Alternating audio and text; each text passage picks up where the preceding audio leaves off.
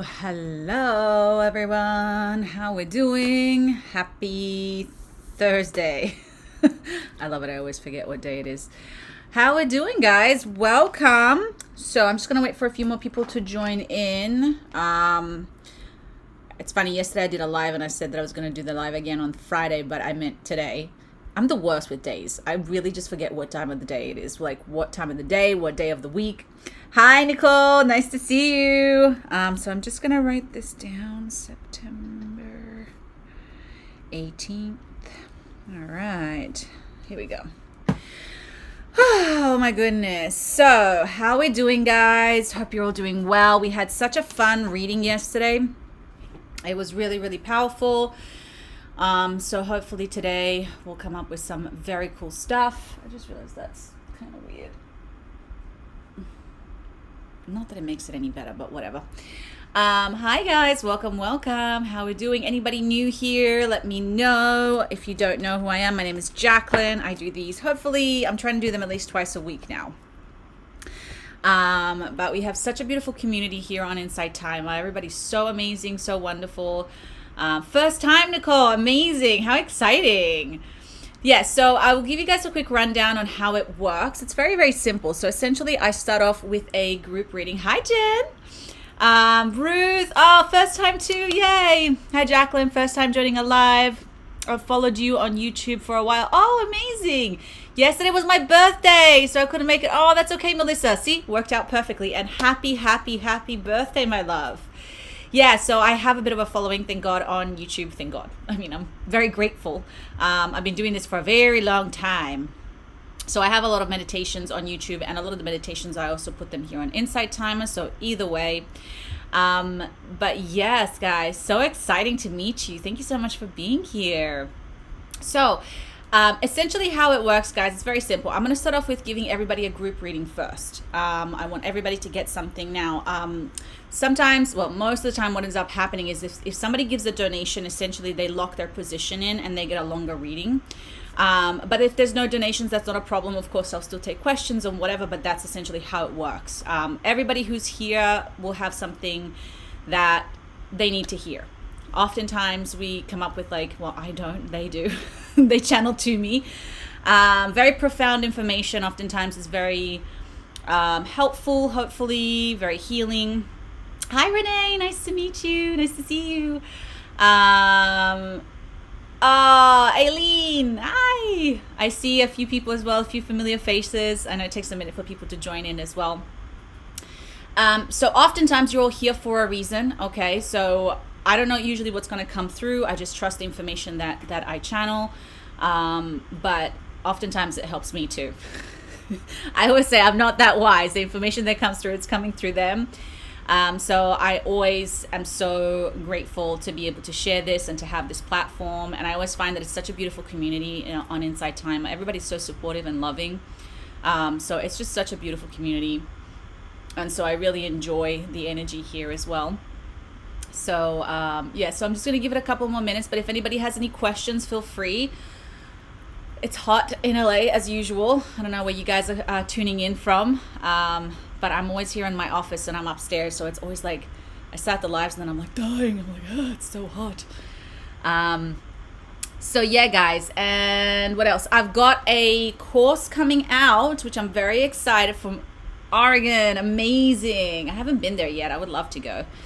I got to explore the US a little bit more. I've been to New York. I've been to Connecticut. Well, that's kind of in New York. Vermont, again, close by. Where else have I been? Vegas. Yeah. Wyoming. I've been to Wyoming. Yeah. So I gotta get around. So I have a new course, by the way, coming out. I believe it's this Sunday. So if you haven't done any of my courses, go check them out. There's a ton of options. This one is about essentially helping you amplify your psychic abilities. So all the clairs, clairaudient, clairsentient, claircognizance, and clairvoyant. So it's basically like you don't have to be psychic or whatever, but it's here to help you essentially amplify those gifts. So it's a 10-day course. And I just finished. It's just been approved, so I'm super excited about them. When you say their meaning, who you channel from, do you identify them as angels or spirits, or what do you call them? Very good question, Lornie. And by the way, good to see you, my love. Good question. So I think a lot of people are very familiar with who they're channeling, and I'm not. I just am familiar with their energy, and I know I can trust them. It could also just be my higher self. I do connect a lot with angels. I have a very strong connection with the angelic realm, so I work with them a lot. Yeah, it's recorded, Renee. So you just have to go on Inside Timer. If you follow me, I'm pretty sure once it pops up, the course should come up and you can go and check it out. But it's not out yet. It'll be out on Sunday. But I do have like other courses there, so you can definitely go and check those out. And one of them is on connecting with angels. Excuse me. So I just know, I'm very familiar with the information, the energy that they have. I've been working with them since I was a little girl. So obviously, since I've been doing this more as a job now, like full time, I mean, even my Oracle deck, everything I channeled, I just know their energy when they're connecting with me. And at the end of the day, there's this theory that essentially whoever they are, they're really just you. It's this whole multidimensional thing that I still am trying to wrap my head around. So I do believe that makes a lot of sense to me. But again, our brains are just so limited in understanding these concepts and these ideas. But I have a knowing, so I'm claircognizant, is it? Where I know things, and that's my gift, my biggest gift. I just know things. I just know information. I just have this ability to just know things, and that's the information that I channel. So I became more familiar with it the more I became familiar with the feeling and the voice and the images that I see. So yeah, I wish I knew their names and stuff, but I don't know them that way. But I just receive information from somewhere, and so I call them. Probably should give them a name, like a cool name, like, I don't know, the Avengers, or like the Galactic something. I don't know. You guys can come up with a cool name. Like Alan Watts and Ram Dass said, we're all one. Correct, Tim. Hi, Tim. Yes, correct. So there's this whole theory that essentially, like, when we're receiving guidance from angels or from whatever, they're really just a part of us. There's a whole theory behind that, which I'm going to butcher right now because I'm not very good at explaining that.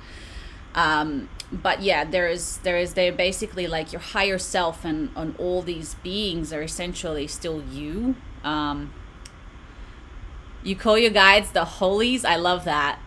Yeah, I gotta come up with something. You know what I mean? Like, everybody asks me, like, I gotta give them a name because I don't know. If you guys have some suggestions, please feel free. Because for those of you who follow me, you know what my vibe is. Hi, Jacqueline. I'm new here and would love a reading. Amazing, Nadine. Thank you so much for being here. Yes, absolutely. All right, so let's begin. So I'm going to first give everybody a group reading, and then we can go into it. I hear you often say your spiritual team, which I like. Thank you, Allison. Yeah, I just call them my team, like they're my buds. I don't know if there's one or many, or I don't know. But I do know I the angels, like, I haven't had anybody like appear in front of me and go, hello, I'm your spiritual team. But I just feel them. I can feel energy. So that's how I register them. And information and downloads, and again, just the knowing. I just have a sense of knowing things. I also have known like things that I don't know how to explain. I'm not that smart, like I always say. Like, I'm smart, but I'm not that smart. You know what I mean? So when I hear things, I'm like, huh, and then I research it, and it's like known in, I don't know, in the archives or things like that. So yeah, but anyone can do it, really. It's just years of meditating and talking to them and believing in them as well, and building a relationship. I always say your spiritual team is just like a person. Like, you've got to build a relationship with them. So you got to talk to them, you got to feel them, you got to listen, you got to ask for signs. You're going to do a lot of mistakes because you're going to misunderstand between your ego and what they're saying. And that course, by the way, I did, I'm pretty sure it gives you some information about that, the distinguishing between your ego and your spiritual team. So your clear abilities. So yeah. Okay, so let's begin. I'm going to do a group reading.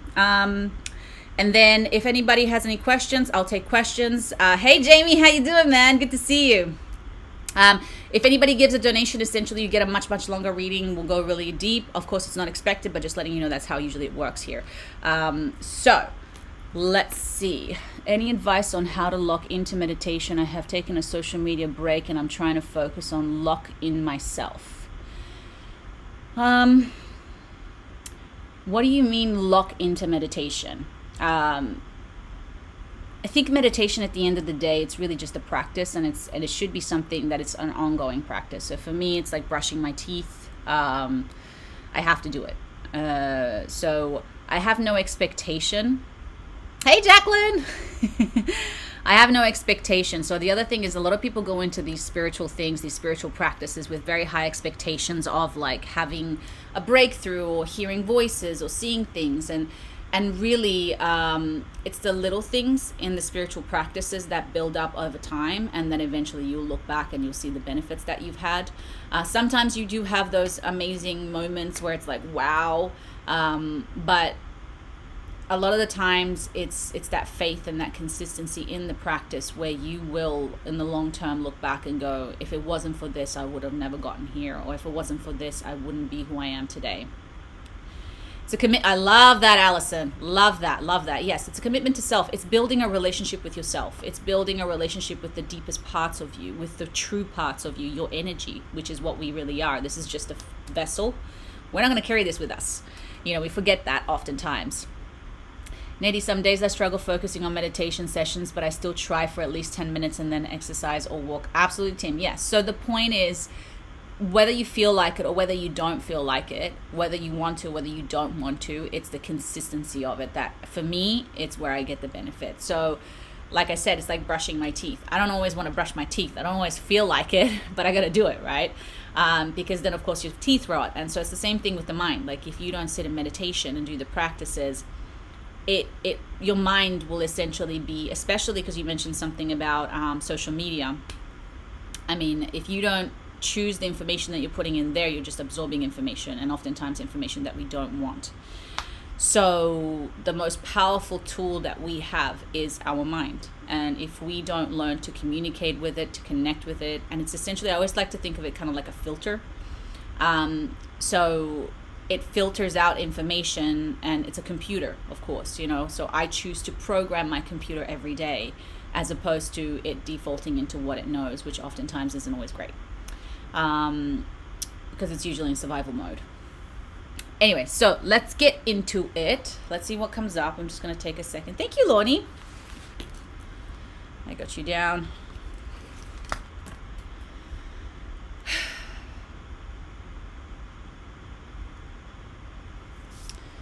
Okay.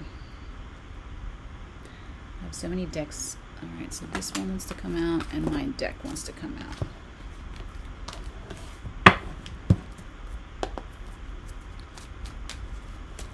Let's see. I am sweating. Ugh, I hate it. Hey.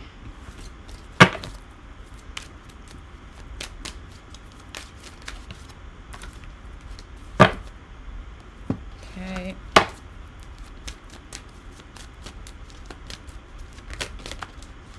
Do you want to come out? Yes, you do. Again, that's very similar. Very interesting. Woo! I know that one wants to come out. All right, I'll take these two. Okay.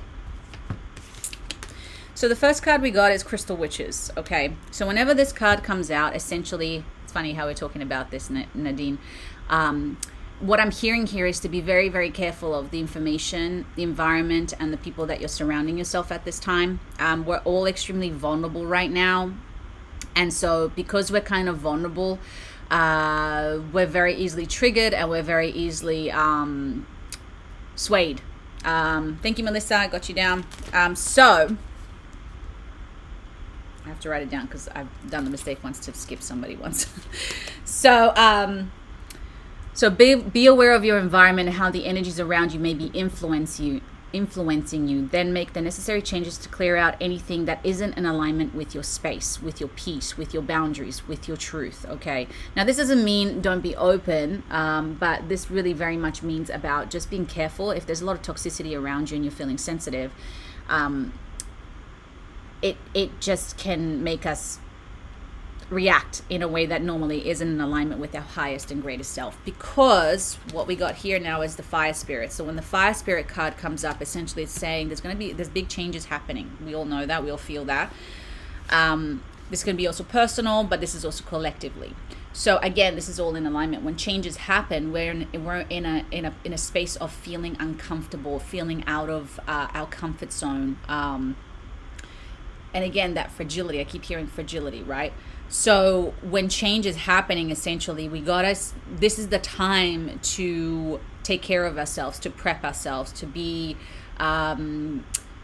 empowering ourselves throughout this process, and really just stepping back and watching things and not try to be so involved. Also being aware of where you're channeling your own emotions, right? So we can essentially like lash out or act up, or even just getting angry over something that we can't control, right? And so instead of doing that, how can you use this energy, this fuel, for something good, for something productive, for something positive? So essentially alchemizing that energy. And then we got the flower fairies, okay? So the flower fairies are essentially feeling a little bit, again, I keep hearing this fragility. So flower fairies are all about not feeling super confident about yourself or your decisions right now, feeling a little bit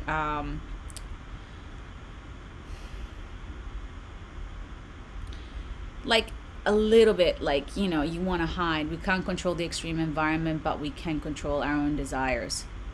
Yeah.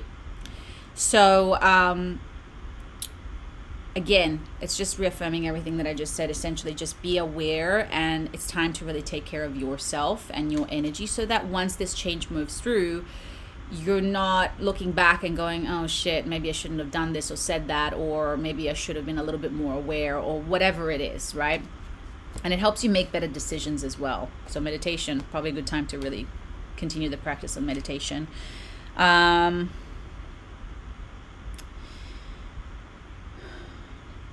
So again, these other cards are very similar in the sense of we got environmental awareness.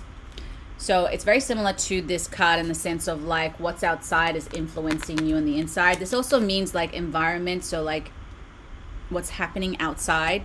I don't know how else to word it.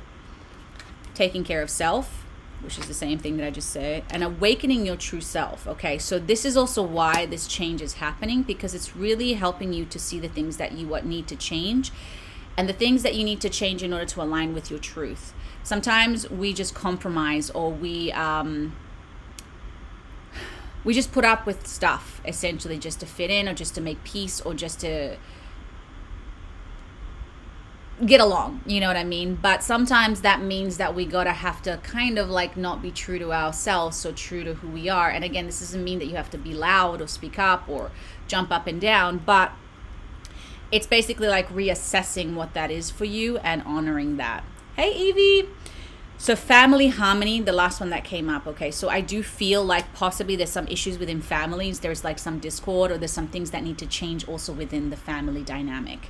And this is another thing that's also leaking into that. So some of you might be having issues within your family. And this is also about like, can you find peace in your family still by being true to yourself and stop compromising yourself just to make peace? But is there a way to find that without the need to either create friction or diversity here?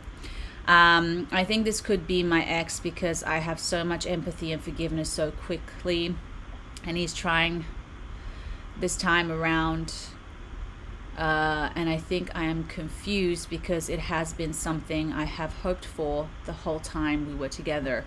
This is a year after breakup, and I'm feeling like I want to try to put a part of me, we won't allow me, and I feel like I wanted to try, my body would reject, so I have to go no contact so I can't think straight. Yeah, exactly. This is an example, Nadine, right? So each one of you will have a different story. Each one of you, something hopefully will resonate, but that makes sense, right?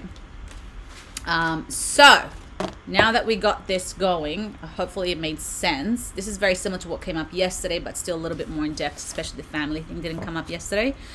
So I have Lornie and Melissa right now who've given donations. So Lornie, what's your question, my love? And how are you? And also, guys, if I'm reading for somebody else, you'd be surprised how much it might relate to you.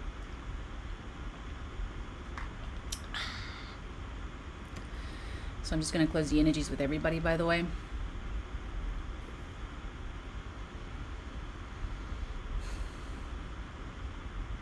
Okay. I'm needing advice on my relationship with my son. I can't share a whole lot because it gets deep and personal. I don't want to share all that on the internet. Fair enough. Not that I don't love my inside time of family, though. Anyway, he is becoming a teenager, plus his dad is manipulative, and recently his dad has been trying to get him to leave my home and move in with him. I struggle because it's hard to tell what is normal teenager behavior and what is being influenced by his dad. So that's all I feel comfortable sharing, but there's more. Hey, Nicola, good to see you again. Yeah, Nicola, I just have Melissa and Lornie right now who've given donations. So I'm giving Lornie her reading right now, and then it'll be Melissa, and then I'll have time to take open questions. Okay, Lornie, so let's have a look what's going to come up. So I'm just going to...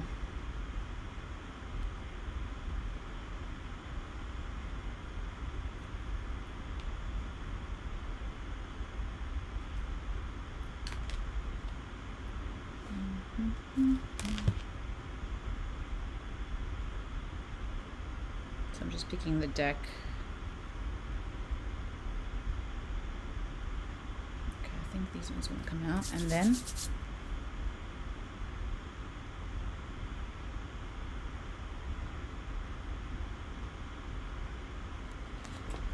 let me see between these. Yeah, okay. So let's see what comes up.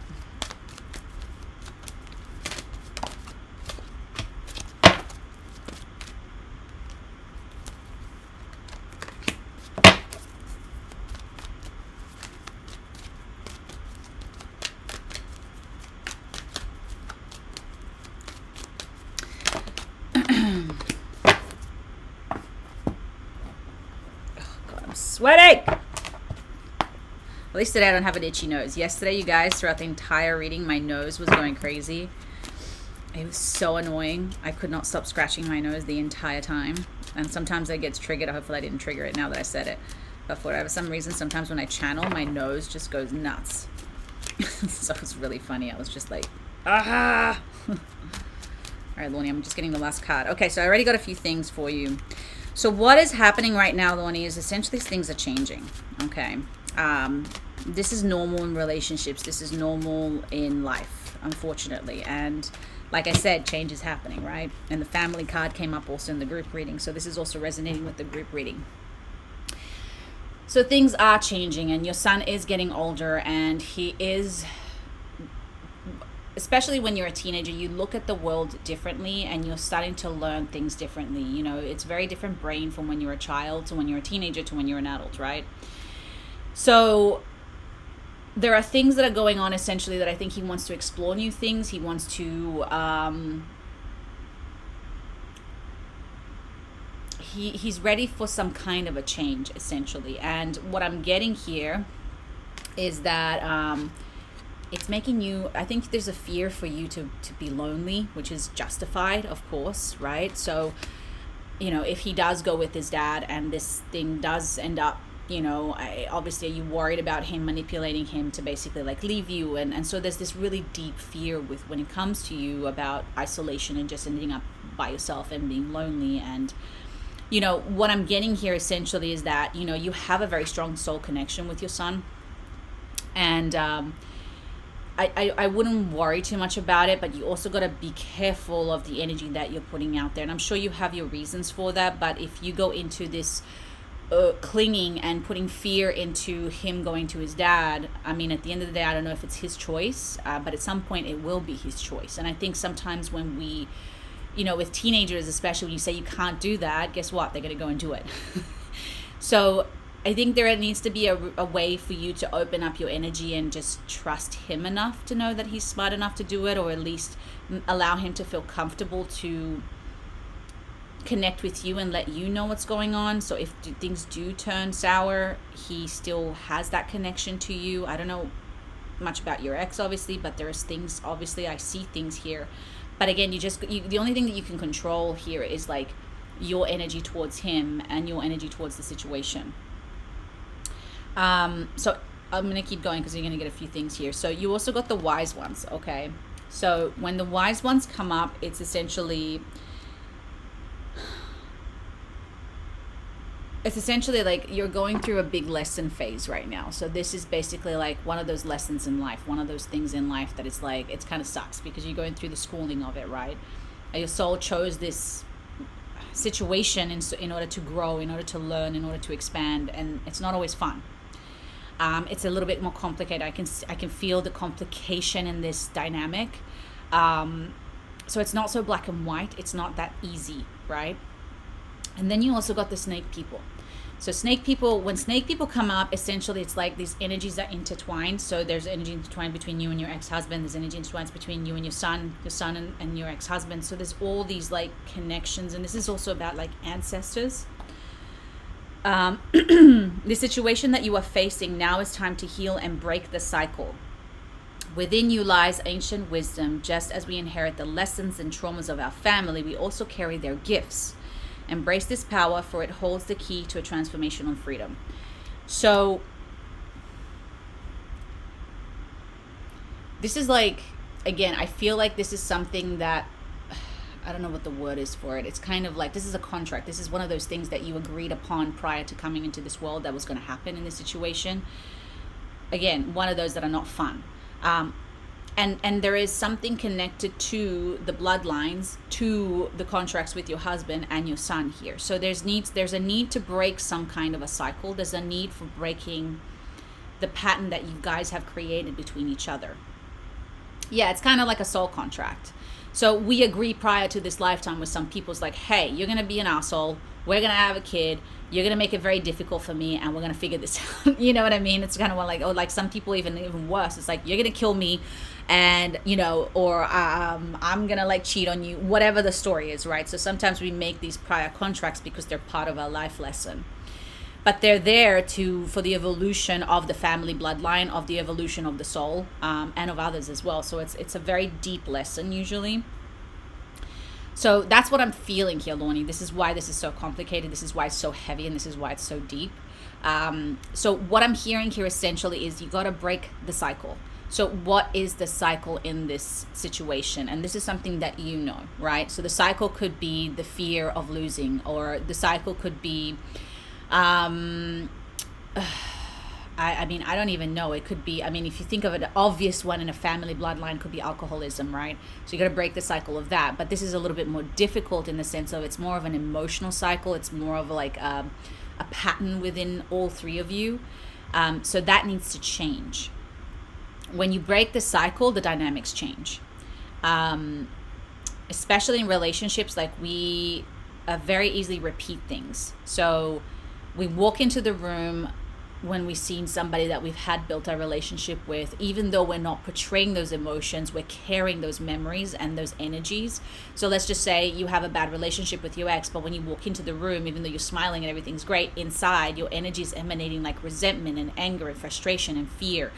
So those are the cycles that I mean that you have to break away from in order to change the dynamic. Because if you walked into the room with actual peace and genuine like understanding, it changes their reaction to you, because there's no way you can continue that cycle when one of you has changed the pattern. I hope this is making sense. So the Green Witches also came up. Essentially, this is about looking for signs, okay? So it's also asking for signs. So I don't know how you're going to break this, right? Because I'm not there and I can't help you one-on-one. But what I am hearing is that there is information out there for you to begin to change things a little bit. Whether it is your spiritual team, whether it is through nature, I don't know what you connect with. But oftentimes what I find when I'm seeking something, I always find the right book, the right podcast, the right YouTube video.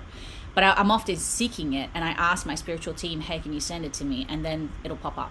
Somebody will give me a book. Somebody will give me something. You know what I mean? And then I'm like, oh, there it is.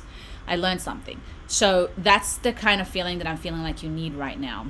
This is making sense. There is a lot I could say, but I'm just keeping quiet. It is making sense. Amazing. As long as it makes sense to you, Lonnie, I want you to feel safe in this space, of course. And I understand it makes you feel vulnerable. Again, going back to the group reading that I was saying before, right? Vulnerability.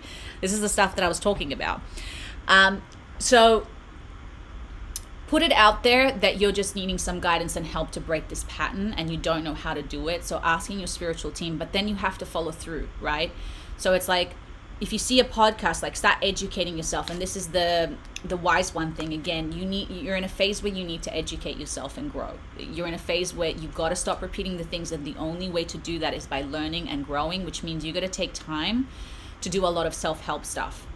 Whether it is going online and watching a ton of videos on family dynamics, whether it is going online and like learning more about teenage behavior. I don't know what your thing is, right? But that's something that I would also do. How to heal from a bad relationship, how to deal with a manipulative ex. You know, there's so much information out there, but we forget. And you know, I could literally maybe not literally, but I could learn how to do something crazy like build a coffee machine if I just went online and looked at how to do it, right? So there is information out there, but you've also got to put it out there and seek it. So there is solutions out there for you, but this is your schooling time. This is where you actually have to like roll up your sleeves and start learning and growing. And it's almost like you're building ammunition for yourself to essentially like be prepared so that when things do go bad or good, you're like 3 steps ahead. And being 3 steps ahead gives you that confidence, gives you that strength, gives you that power. So you're not walking into the room like feeling like, oh shit, I didn't know this was going to happen. Or, oh, surprise, he did that again and I have no answers and I don't know how to like speak back, you know. So it's one of those things is like the more ammunition that you give yourself, and probably ammunition is not the best word, but it's just the term that I can come up with, is like, it's not something you want to use as a weapon, but it's something essentially that you're preparing yourself with. It's almost like, I love the term monk heart and warrior fist. It's like these monks who basically are warriors. They will never use the violence, right? But the reason why they're so confident and strong is because they can, if they want to, and that's the whole point. It's like you don't use it, you just have it, and that alone gives you that strength and confidence. And having a monk heart, which means like the peaceful heart, you will never use it unless you have to do it for self-defense, right? And sometimes when people don't have the best intentions, it's nice to be prepared just in case, you know, because at the end of the day, you should protect yourself and those that you love if it comes down to that. But it's, you do everything up until that point not to do that. Thank you, Silverback. I appreciate that. So this is what essentially is coming up, Lornie. So just educate yourself. Get as much information as you can. Prepare yourself and also, you've had this relationship with this person for a long time. So you know what they're like, and that gives you a ton of ammunition, okay? Because essentially it's like they're very predictable, right?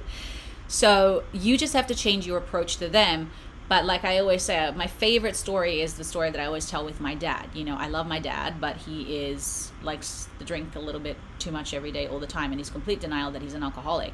So he blows up every so often. Like, you know, when you see him, he's fine, that he's not fine, that he's fine. So this is the thing that I'm talking about, the predictive behavior, right? It's like, it's fine. I know at some point it's not going to be fine, then we're going to go back to being fine. Now, every time he blows up, it triggers me because that's the pattern that I'm talking about, that energetic cycle that we get into. Now, I have to break that energetic cycle. I cannot expect him to do it. We've got to stop putting expectations on other people to somehow have a brain fart and an epiphany and go, oh, this is not good. Never going to happen. Has to come from us. So one day he had the blow up and I've been rehearsing it in my head, and then I was like, what is needed in this situation? Not what my ego wants, because my ego wants to fight and wants to be right, but what is needed in the situation to diffuse the situation and have a win-win outcome for everybody. And I remember just looking at him and calming down my energy first, because that's the energy thing that I'm talking about. When you walk into the room, you're carrying all these memories, all these frequencies. So the minute I calmed down my energy, and then I looked at him and said, you know, Dad, I really love you. And he just was like, stepped back, and he didn't know what to do. And he was like, I love you too. And then done. The fight was over in 3 seconds. So that's what it takes, if that makes any sense. Oh, thank you, Silverback. We're good, thank you. We're doing great. Thank you so much. Hope you're doing well too, from Dublin, hey? So does that make sense, Lorne? Does that help you out?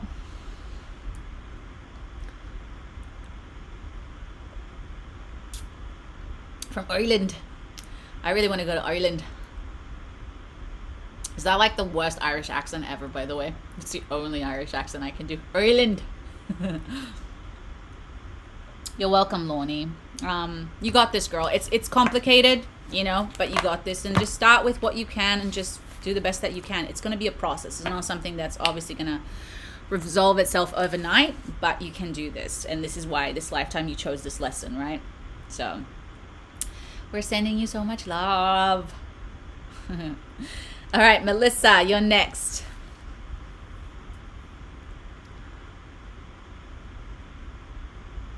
Oh, thank you, Silverback. I will take all of the praise that I can. My ego loves it. Which, by the way, I do have a big ego. Oh, thank you, Evie. My animals are doing pretty good. We had some, unfortunately, pretty tragic thing happen recently, which was a huge lesson for me. I'm not going to get into it because it's very sad. But all the male naked rats have transitioned. And it's interesting how when the last one passed 2 days later, the other one passed natural causes. So they all had this like amazing bond. And I've seen this with my mice as well, where the mother and the daughter, the mother passed, and then like a few days later, the daughter passed. And I swear to God, I felt like she passed from a broken heart. So I've seen animals who have strong bonds, where they're completely healthy and they just pass. They're all doing well apart from that. Everybody else is doing great. Of course, having a rescue, you have some that are like, there's always somebody with something, you know what I mean? But they're all healthy and happy so far. So that makes me happy. And I am officially now a CEO of my own nonprofit. So we've started that process because we need obviously help and funding and donations and stuff like that. So hopefully we can get more of that, because obviously everything's been out of pocket. And let me tell you, they're expensive. I'm happy to do it, but we need some help. So hopefully we'll get there. All right, Melissa, I'm with you now. Sorry, I'm just going to close the energies with Lorne. And open the energies with Melissa. Okay. I'm struggling finding myself and my true path. Where am I going? I struggle.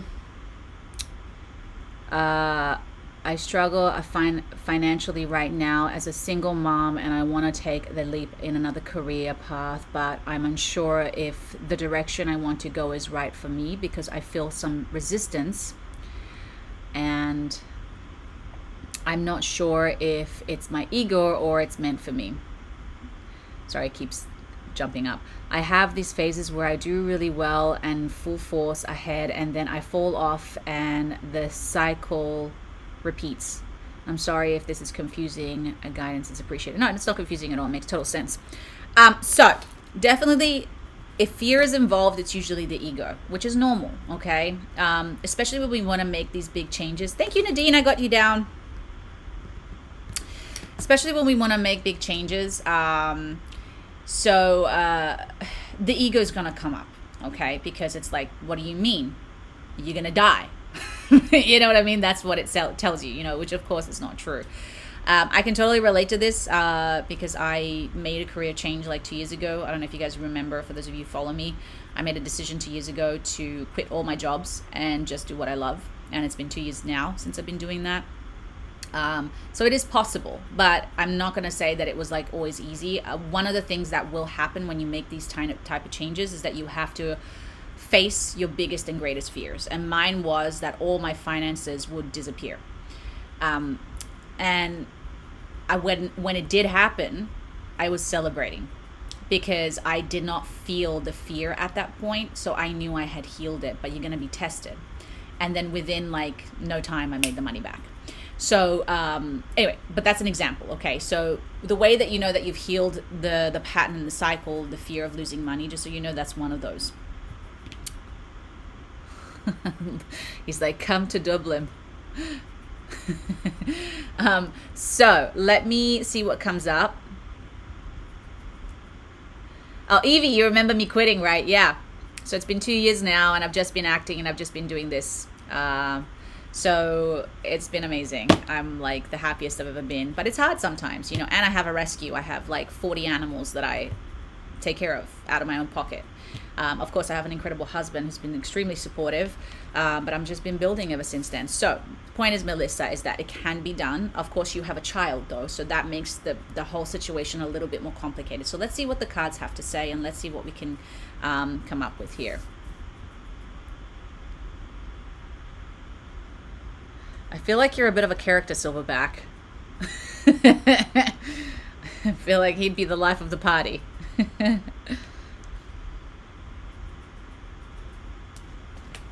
this one's gonna come up.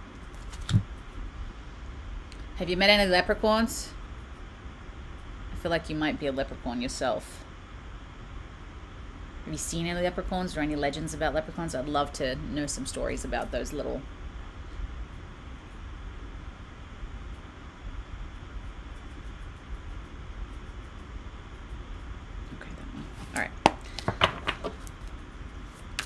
I'd have a pint with Silverback or 3. Are you like a storyteller? I feel like that would come with it. Okay, Melissa, I'm just channeling your energy. Whee!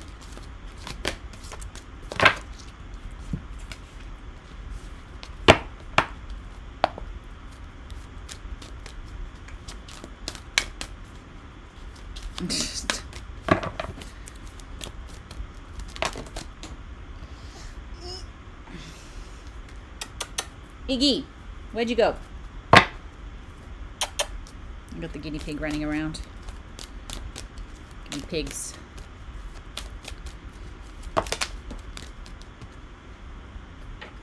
Two, we're almost there.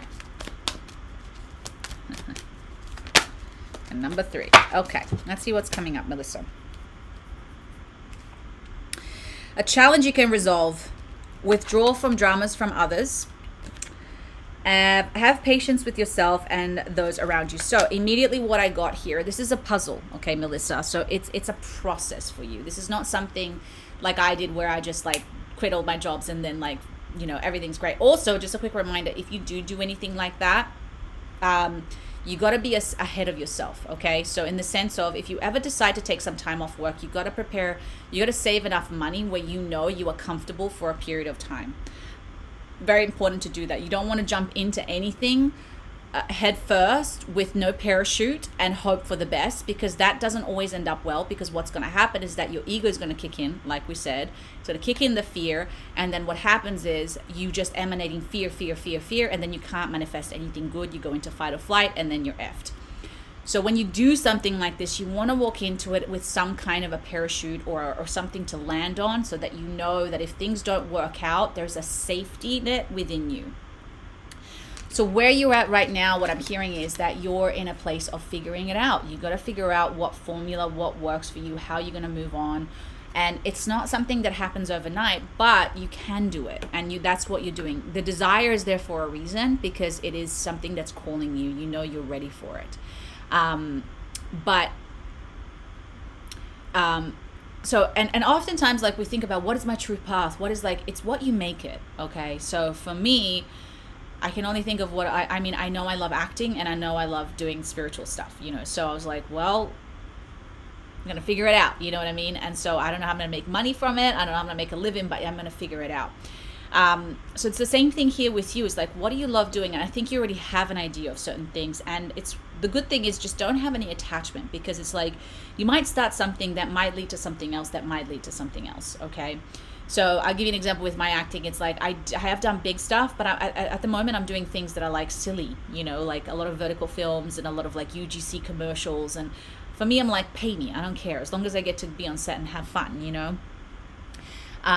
So it depends, you know. So sometimes you want this specific road, but it might take you around and around the corner and up and down. But as long as you're enjoying it, and as long as you're having fun, and as long as you're in a elevated state, then you're on the right path, in my opinion.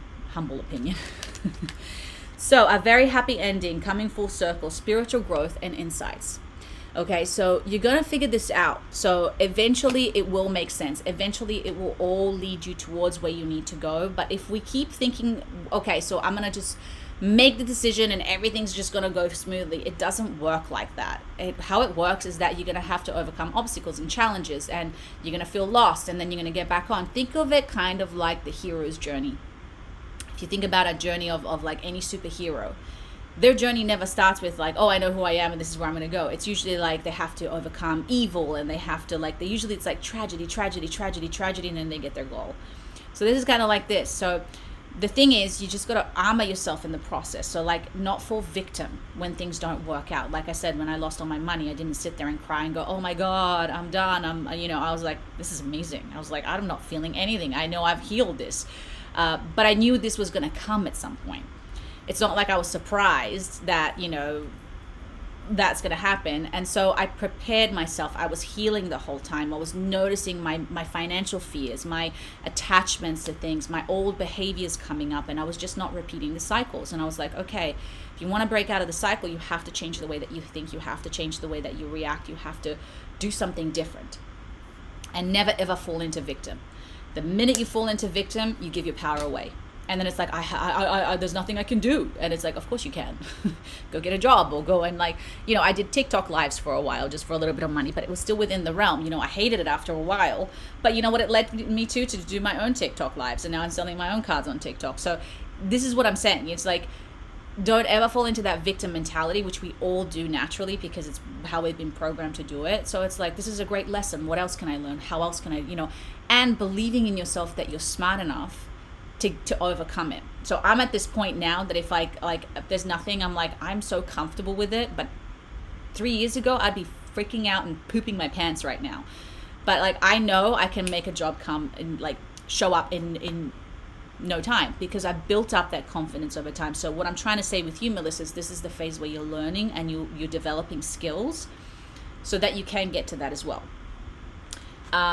The other thing is, your plans are working out very well. Professional and financial success, using resources wisely. So again, it's going to work out for you. You're going to figure it out. But again, you're on this journey. So take the pressure off yourself to have all the answers. Take the pressure off yourself to have it all figured out. Just know that you are trying to get somewhere. And as long as you're committed to that, and as long as you're like, I'm going to keep going here. If I have to work 2 jobs, if I have to have a hustle on the side, if I have to, work part-time and then part-time on this, whatever it is that you have to do to figure it out. But also, don't get attached to anything. It's like, if I don't like a job, now I'm like, I'm not sticking around. I'm going to, bye. But before I was like, no, I'm so loyal that I have to like be so miserable in a job that I hate so much. It's like weird, the mentality that I used to think back then. Now I'm just like, no, I don't owe anything to anyone except for myself. As long as I'm okay, so look at the programmings essentially that you have that are keeping you stuck, okay? And start rewiring those beliefs. Because if other people can do it, so can you. There's nothing special about anybody else. It's just your mindset that needs to change. And when you change your mindset, doors start opening. Things start showing up. New opportunities, new things will show up. Maybe you see a post online of a job that you love, or maybe you just start working on your business. I don't know what your thing is, right? The power of creativity, recognition for very high quality work. Be a team player, okay? So there's a transformation here, right? The butterfly. You're in a transformation phase, okay? So you're discovering what your gifts are. You're discovering what you're capable of, and be open to working with other people. Again, it's like also asking for help. That's another big thing. Maybe you need to do an online course. Maybe you need to ask for somebody who, I would go to somebody who's already successful in this industry and look at what they're doing and learn from them. That's how I would do it. So if, there's a girl who I liked, who I'm kind of stepped away from now, but her name was Mia Magic, and she's very successful in what she does, and she's a professional witch. That's what she teaches, is witchcraft. Like if you asked anybody how can you be successful in this, so I was looking at how she promoted herself and what is she doing. Of course I didn't follow it to the T, but I was looking, I was like, what is it that she's doing that's working? And then I learned from that. So it could be anything that you're doing, and just start learning, just start growing. Don't give up, okay? Protect that which you've created. Have courage and believe in yourself. Okay? So at the end of the day, the problem is when you're trying to change, we love reassurance, okay? We love somebody cheering us on, and oftentimes it doesn't happen until after the fact, until after you're successful.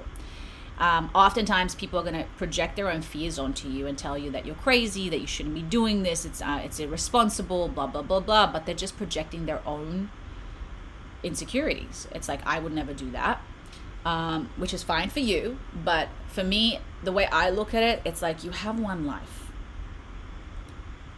And if I'm going to look back 10 years from now and I did nothing, I would be so pissed and very disappointed in myself. So I don't want to live with that regret. I'd rather have failed and tried than not tried at all. That's me.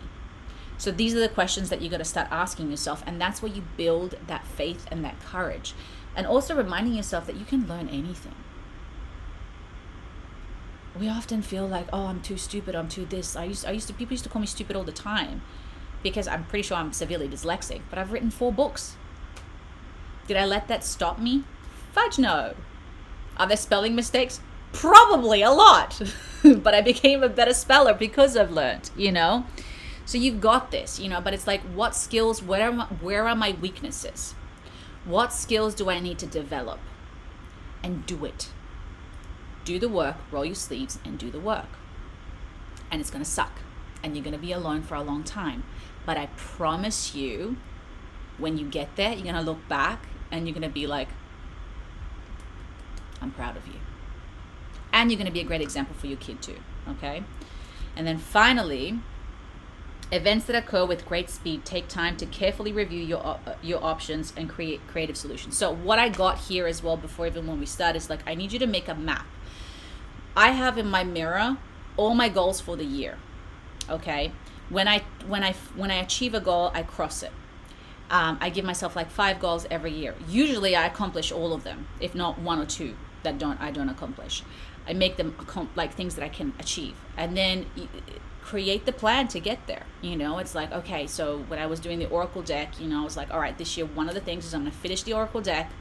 I'm going to get that out there, and you spend time just figuring that out. Now I've got the book that I'm finishing that goes with the Oracle deck, and I'm in the process of editing. It's very tedious. It sucks editing. It's a long process. I've been writing this book for 5 years.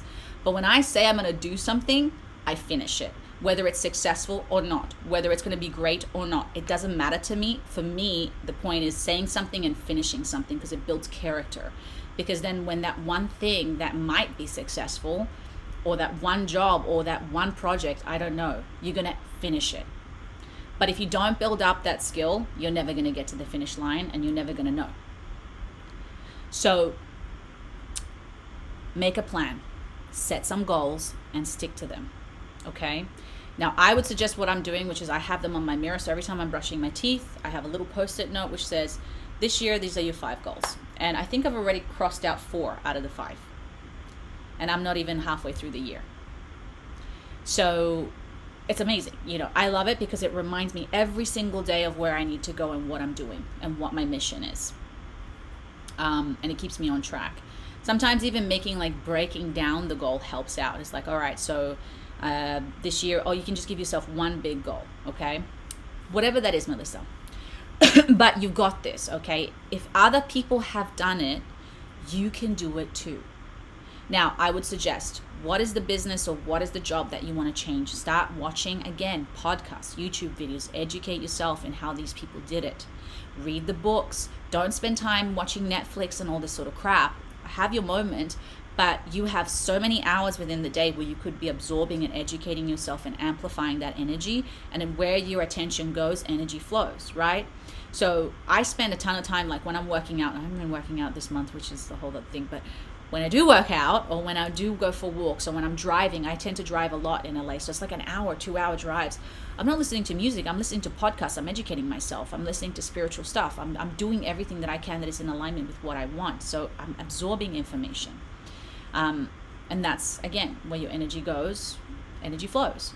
So spend time doing that and allow the information to come to you. And again, once you start doing that, it's like doors suddenly open in your mind and you start finding solutions. And it starts motivating you as well, because you're like, if that person did it, so can I. And that's where you got to go. You got to believe in yourself, because again, other people have done it. It's not impossible. It's just a lot of work. And most people, the truth of the matter is, they don't want to do the work. So ask yourself those questions. Do I want to do the work? Yeah. I mean, I do. But that's what you got to ask yourself. And the problem is when you do a job that isn't in alignment with your soul, it drains the F out of you. And it's very difficult. It's very challenging oftentimes to have energy to do something else. But that's the sacrifice. So that's when you have to start delegating. That's when you have to start organizing your energy and your time a little bit better, where you can make that happen. And it's tricky, you know. I always have, like, usually in the morning I write down, this is just you guys, but usually in the morning I sit down, I was like, okay, so what am I doing today? And little things like this, I'm telling you, make the difference. Today I got to do this, and this and that. Okay, so then I tick it off throughout the day. That kind of stuff stops you from drifting away and getting distracted, and then like, oh shit, I got to still do this. Okay, right, and then I'm getting it done, because I'm my own boss throughout my day. I have to make my own schedule, you know. So I don't have a boss, which is great, but also it's easy to get like distracted and not do what you're meant to be doing. So these are the things that you got to start doing for yourself. Oh, that's nice. So does that make sense? Melissa, did that help you a little bit?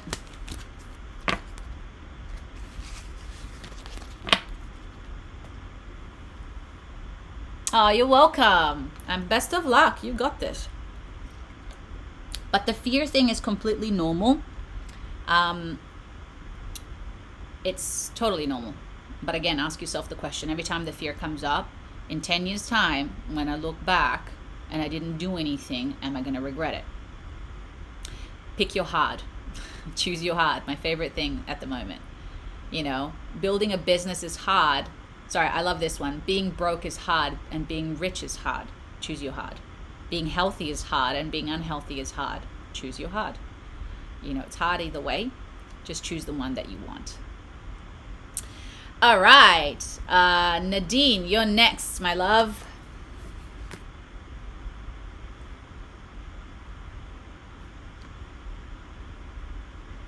Oh, thank you so much for the follow. I appreciate that. Yeah, it's all about perspective, you know what I mean? So you guys got to remember, when you're dead, none of this is going to matter anyway. I know it sounds harsh, but it's the truth. I always think about it, it's like, when I'm dead, is it going to really matter in the long, like, what is it going to matter to me once I'm in like soul form and I'm like looking back at my life and I'm like, did it really matter that I was like, you know, doing this or that? It's like, no, doesn't matter. What matters is like, oh, these are the things that I think would matter. And so it puts things in perspective like that quickly. Okay, so 1 second, I'm just going to close the energy with Melissa. And I'm going to open up the energies with Nadine. Okay.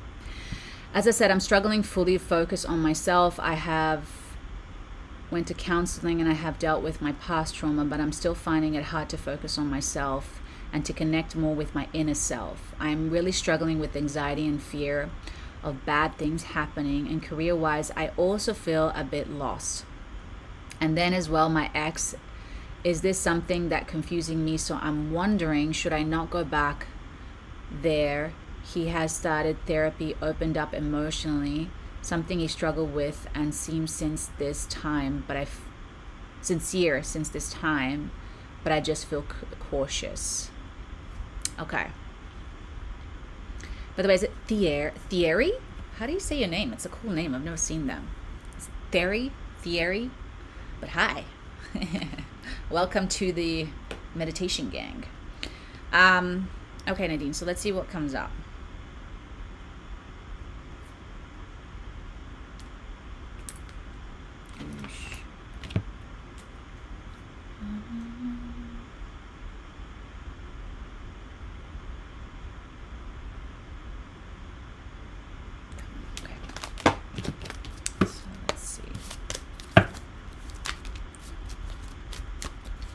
See some familiar faces. I know you guys are watching. Thanks for being here, guys.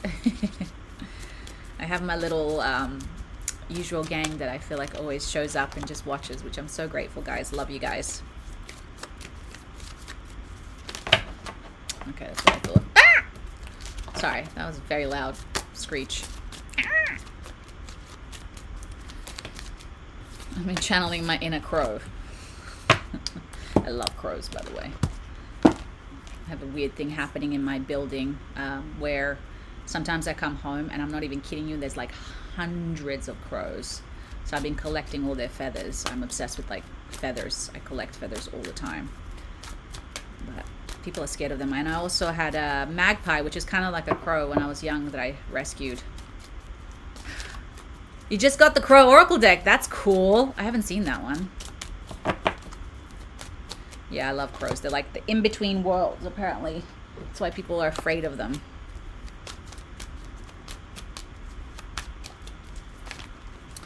Okay, so Nadine, I already got some. This is all related to really deep inner child stuff. It's like wounded inner child. And the safety stuff, that's really what it's related to, okay? So I'm just going to get all the cards out first before we get into it, but that's definitely the main topic here.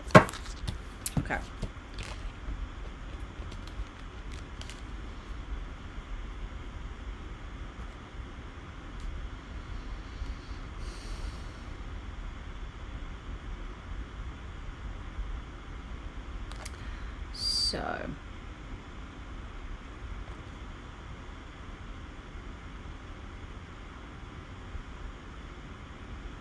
So the reason why you're having such a hard time focusing on yourself is because, so what happens when we have trauma, it's like parts of our soul essentially detach and are left behind. It's a survival mechanism that our mind does and our soul does as well, apparently, in order to function, in order to get through life. So what I'm hearing here is that you have really deep childhood trauma, and that little child does not feel safe in the world. There's a lot of like, I feel like there's a lot of sadness, and just not feeling safe, which is something, honestly, Nadine, that I can honestly truly relate to. So one of the things that I did personally, that I don't know if this is something that you can do, I do think I have some meditations on this, but I do highly recommend that you do a ton of inner child rescuing. I actually did it recently because I have a deep fear of flying, and I've been doing a lot of meditations around going back at that time and like rescuing my inner child around those times. So I do have some meditations on that, so I do recommend you try those, because on a soulful level, on an energetic level, you're essentially bringing back those parts of you and making yourself whole again. I also have the fear of flying and refuse to travel. Yeah, I know, it's a bad one, man. That one's terrifying for me, but I still travel. Okay, so this is one of the things that I've learned with my fear, is that I don't allow my fears to dictate my life. Another one that I have, for instance, is I used to have, it was actually getting needles, and I have tattoos now. So I would put myself in the fear. One of the things is like, if you don't put yourself in those situations, sometimes they come to you, and then you feel even more powerless. So I would start with small things, you know, when I had the fear of flying, but anyway, it's a whole story. But the point is, sometimes putting yourself in the situation where you're confronting your fears can be very empowering. It's terrifying and you're going to shit your pants, but you did it, and you put yourself there, and you're proving to yourself, Nadine, that's what I said. I think you and I have a lot of similarities here. I was like, I also have a lot of fear. I don't even go to the dentist hospital because I so, but then I started getting tattoos. Okay, so again, I don't like it, but I'm not as afraid of it. And I do fly now. That's still something that I'm working on. This is very, very, very deep-seated trauma that I actually got picked up from my father. However, I started working on it. So the point is, I don't allow it to stop me from doing things, because what this fear essentially does is what? It paralyzes you, right? You can't do anything. You can't be out in society. You can't talk to people. You can't travel. You can't do this. You see, can't. And then you're left feeling fucking miserable. And on top of that, this is why you don't know who you are, because you can't explore yourself. You can't go out and get to know yourself. And so you're constantly putting yourself in a safe space, but that safe space is actually destroying you, because you're not allowing yourself to live life, to be alive. And in fact, you're just, you know, constantly hiding from the world and constantly hiding from everybody.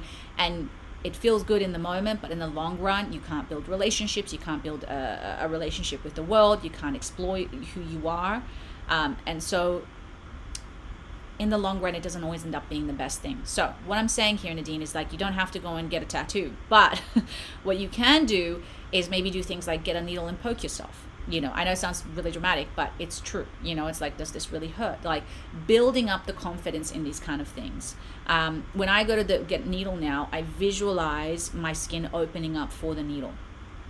So I just don't look, and I trust myself, and I just, I had to get a blood test recently for something, and it's like, it's never as bad as your mind makes it out to be, okay?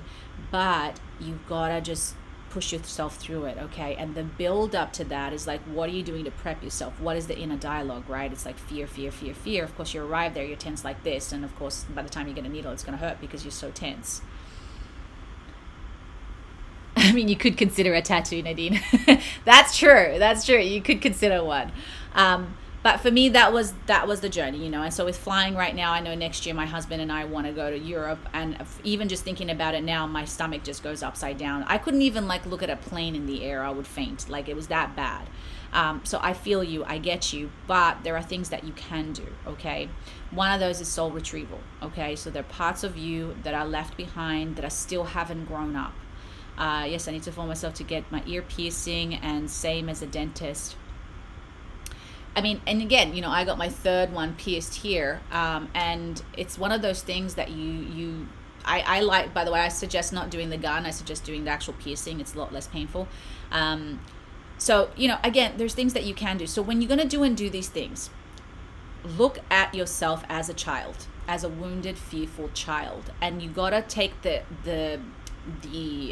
role of a parent, where you got to talk to yourself like you needed back then as a parent.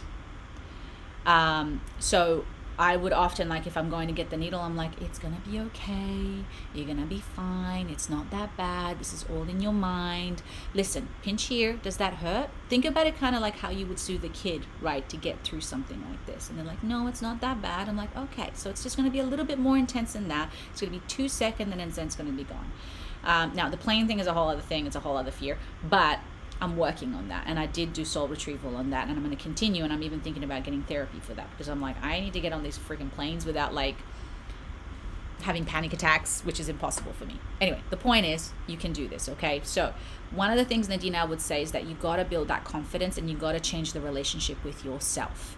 The reason why you don't have a relationship with yourself is because you don't have a relationship with yourself, okay?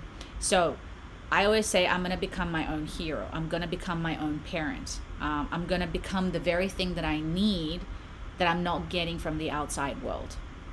So if you want to heal, become your own healer. If you want to feel safer, then you need to become your own parent, your own guardian, your own hero. These are the things that we have to start doing, and essentially building relationships with parts of us that are lost. And there is the hero in you. There is the healer in you. You're not just this scared girl that is suffering all the time. That's what you've fed, and that's what's grown and become stronger. But if you change your mind and you start focusing on other parts of you and start discovering who they are, then they can grow too and become strong too. Okay? So steady progress, the other card that came up. We acknowledge you for the progress you've made in remembering love in your daily activities. We can clearly see the contribution you're making to the world through your thoughts, feelings, and actions and love. Okay, so this is also telling me something about being of service. So oftentimes when we're in fear, we end up so much focusing on ourselves, and we forget how we can be of service. And for instance, when I was dealing with my depression, the best thing that you can do to deal with depression is to do something good for somebody else. It makes you feel good about yourself. So there are things that you can do as how can I be of service? How can I help others? And I don't know how, but it could be I started working in rehabs, or I started listening to people more, or I started volunteering. I started volunteering. I was volunteering for animal stuff. there are things that you can do that take you off of yourself, that also build up that character, that build up that self-respect, and help you also put things in perspective, because you realize that other people are suffering too, other people are fearful too, other people are going through shit as well, and suddenly you don't feel so alone. So that does help.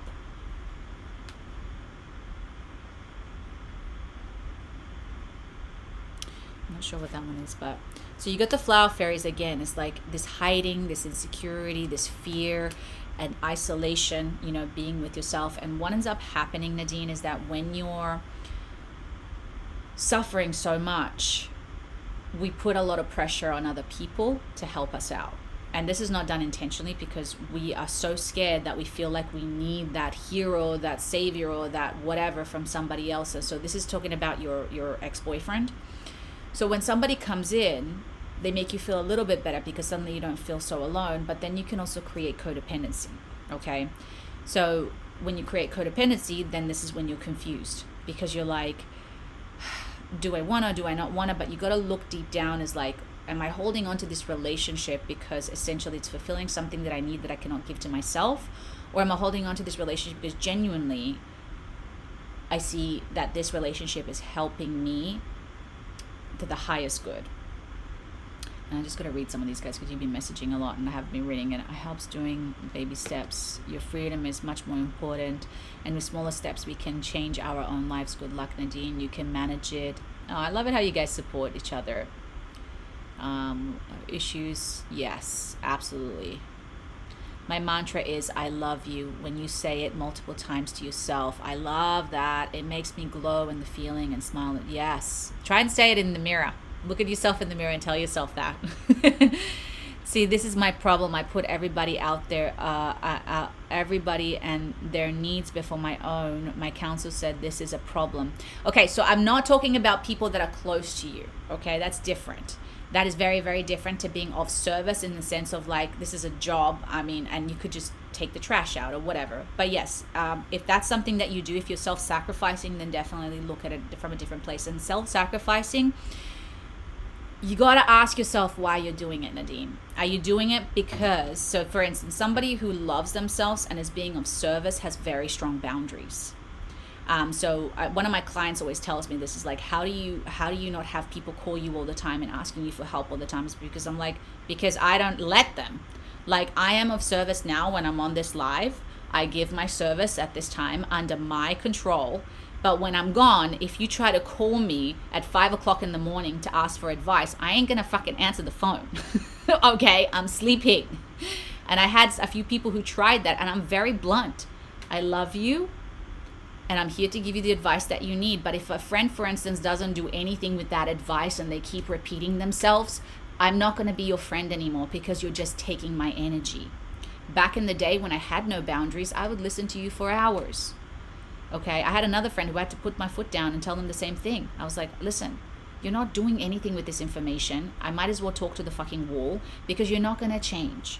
So I love you, but you got to figure it out on your own. When you change, when you've done the work, come and talk to me. But until then, do not call me again. So sometimes, you know, and that sounds crazy, but I feel I'm much a people pleaser. Even in work, I feel like I go above and beyond. Yes, because, and I'm going to be honest with you, Nadine, when we do that, it's because we're seeking love, okay? We're not doing it because we genuinely love doing it. We're doing it because we feel like it's the only way people are going to love us and respect us, right? So somebody, again, who has a lot of self-love and self-respect, they have strong boundaries. So one of the things that you need to learn is boundaries, okay? When you learn how to put up strong boundaries, these people don't take from you anymore, okay? Because you're not giving them anything anymore. And the right people will show up, where they're actually going to take the information and the help that you can actually use it for something good. So again, because of these traumas that you have as a child, because you were not protected. And by the way, by doing this with people, you're putting yourself in situations where you are constantly less safe, because you're giving your time and energy to people who abuse it and who are not using it for the good. So You're giving energy that you don't have. You're giving time that you don't have. And that energy and time you should be giving to yourself. If you cannot give to yourself first, you cannot give to other people. So first thing is first, obviously, Nadine, is like, again, you got to take this time to heal. All of your time and energy should not be going towards helping other people. And when I mean of service, when I go to do things of service, I'm doing it for myself. Okay? Because I want to feel good about myself. I'm not doing it because I'm trying to help, really. I mean, now I do. But back then, when I went to volunteer, I did it for me. I wasn't doing it for them. Yeah, of course, they benefit from it, but I'm doing it to feel good about myself. So there's a very big difference here. I'm not trying to get something from them. I'm giving myself a gift here where I'm like proving to myself I'm a good person. I love doing this. It makes me feel good by the time I walk away from this, and I feel like I've done something and I've achieved something for myself. Very big difference in the energy here. But when you're doing things for other people, when it's coming from a place of need, there's almost like, and I hate to say it, but there's almost a little bit of a desperation energy behind it. There's a love me energy, approve of me energy, right? When I do things for people, a lot of people know here, I say things sometimes that people don't want to hear. And if I want people to like me and to approve of me, I'm not going to say that. Okay? So sometimes doing the right thing means you're not going to be liked. You're going to piss people off. Okay? And of course, I don't go out of my way to do that. But there's a difference, and you haven't learned that, which is why you're confusing the two. You thinking, oh, being of service means I got to just give to people, to anybody. Absolutely not. Not everybody has the best intentions. Not everybody cares about you. Just because you do doesn't mean other people will. And especially when you're coming from a place of needing, you're going to get vampires. That's where they flock to people like you because they know you're going to do it. And it's a hard one. It's a hard one. So I'm just going to go back to this. Balance will be in your life. Wishing you all the best. Take time for yourself. Yes, absolutely. I love that. Thank you. I understand. I get you, Evie. Yeah. Aw. Insight Timer has lovely teachers to learn. Absolutely. And that's the other thing, Nadine. Insight Timer has an incredible group of people that can really help you out. And so the fact, I want to take a minute to also acknowledge this, my love, is that the fact that you're even here, the fact that you're even reaching out, the fact that you have found this group means that there's a part of you that knows what it needs, that you're a lot wiser than you think you are, and that you actually have a lot more tools and skills than you think you do. And the reason why you're helping people, can I just also make this very clear, it's because you are a really good person, because you genuinely want to help people, because it's in your nature to do that. But the number one thing of healers that they need to learn is boundaries. A healer or a teacher or somebody who's out there, and this is one thing that I had to learn really the hard way, if you don't have these boundaries, you cannot really help. And I'm still learning some of those boundaries. It's not like I've got it all figured out, okay? But you're in that process of learning this. So trust yourself. Trust a little bit more about what you have. So let me keep going because we've still got some more information here. So you got the mystic stars, okay? The mystic stars are here to awaken the magic within you, the deep wisdom and inner knowing that has always been a part of you. They remind you of your own divine connection to the spiritual realm and encourage you to trust your intuition, which is literally what I just said 2 seconds ago. In a world full of illusion, it's essential to see beyond the surface and recognize the truth. Open your mind, embrace your power, and allow the stars to guide you towards clarity and enlightenment. So, Nadine, what's so amazing?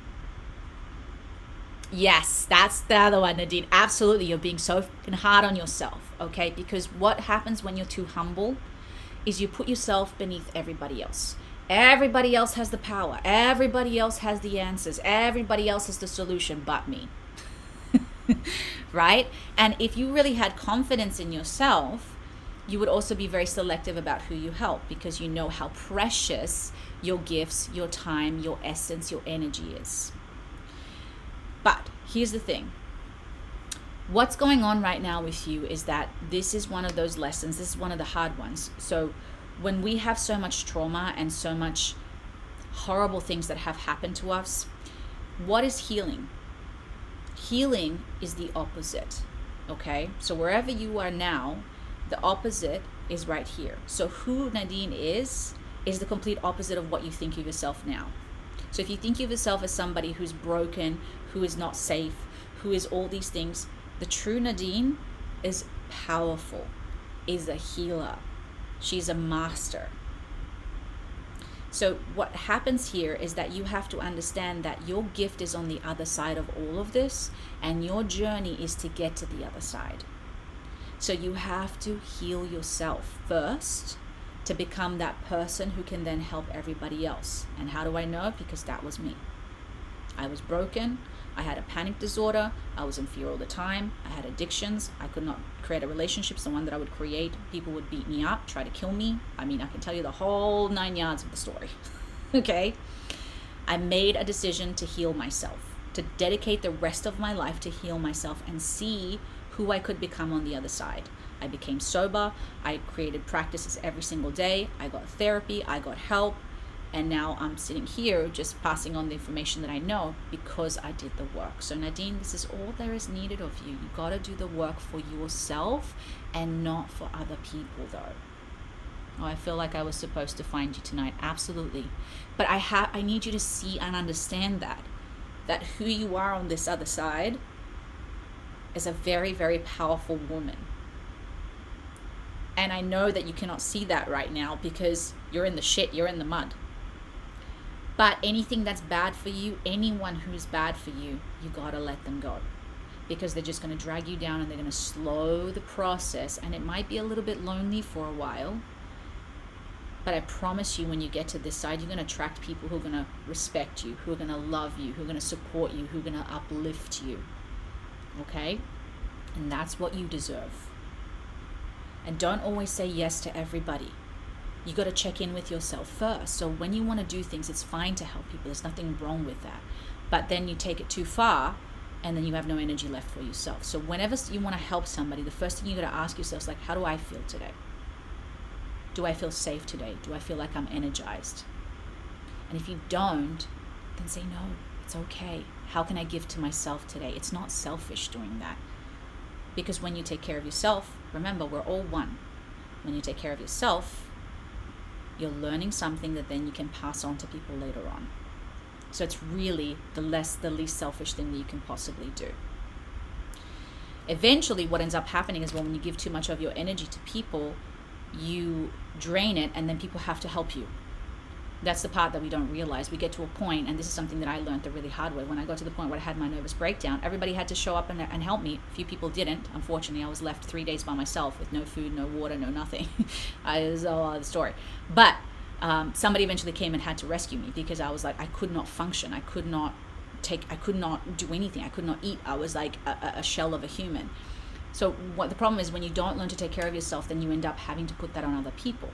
Does that make sense? And that's why we think it's not being selfish, but in the long run, it has a ripple effect on others, and those especially who are closest to us. And the final card that you got is Star People. This is your intuition, Nadine. So what they're asking you to do is to start listening to yourself a little bit more, starting to get to know yourself a little bit more, start trusting. And that means also making mistakes. The ego and your intuition have two different voices. The ego often is around fear, often around insecurities, and your intuition will often repeat itself and be very gentle. So it's like, hey, you really need to stop doing that. Hey, you really should stop doing that. Hey, you know this is not the right thing for you. Stop doing that. That's how you know it's your intuition. Nadine, I do have this course coming up on Sunday. I think you should take it. It might help you to get in tune with your clairaudient, clairsentient, all the clairs. And I also have another course on self-confidence on my Insight Timer that I highly recommend you should go and check out. Okay.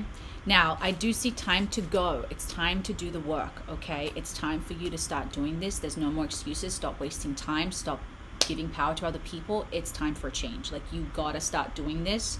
What I did is essentially very simple. I just developed daily practices that I committed to every single day. Also, I was insane. So I would literally just spend all day, every day, just learning, reading, growing. Literally, I would spend 24 hours a day just absorbing information on self-help.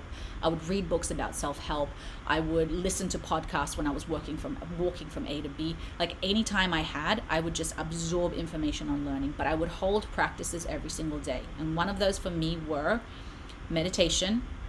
I would meditate 10 to 20 minutes a day, depending on my time, but I would commit to that. And affirmations.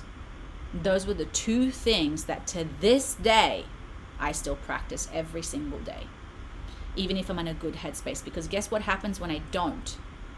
I start having negative thoughts and I start losing a bit of sense of my confidence. So it's something that for me, it's like brushing my teeth, putting on clothes, putting on makeup, whatever. It's just my daily practice. It's a must. It's a non-negotiable. Whether I feel like it, whether I don't have time. If I don't have time, sometimes I have to be on set at like, it was like 5 a.m. Okay, so I would get up at 4 a.m., drive to the location, sit in my car for 15 minutes and meditate prior to getting on set. If that's what it takes, that's what I do.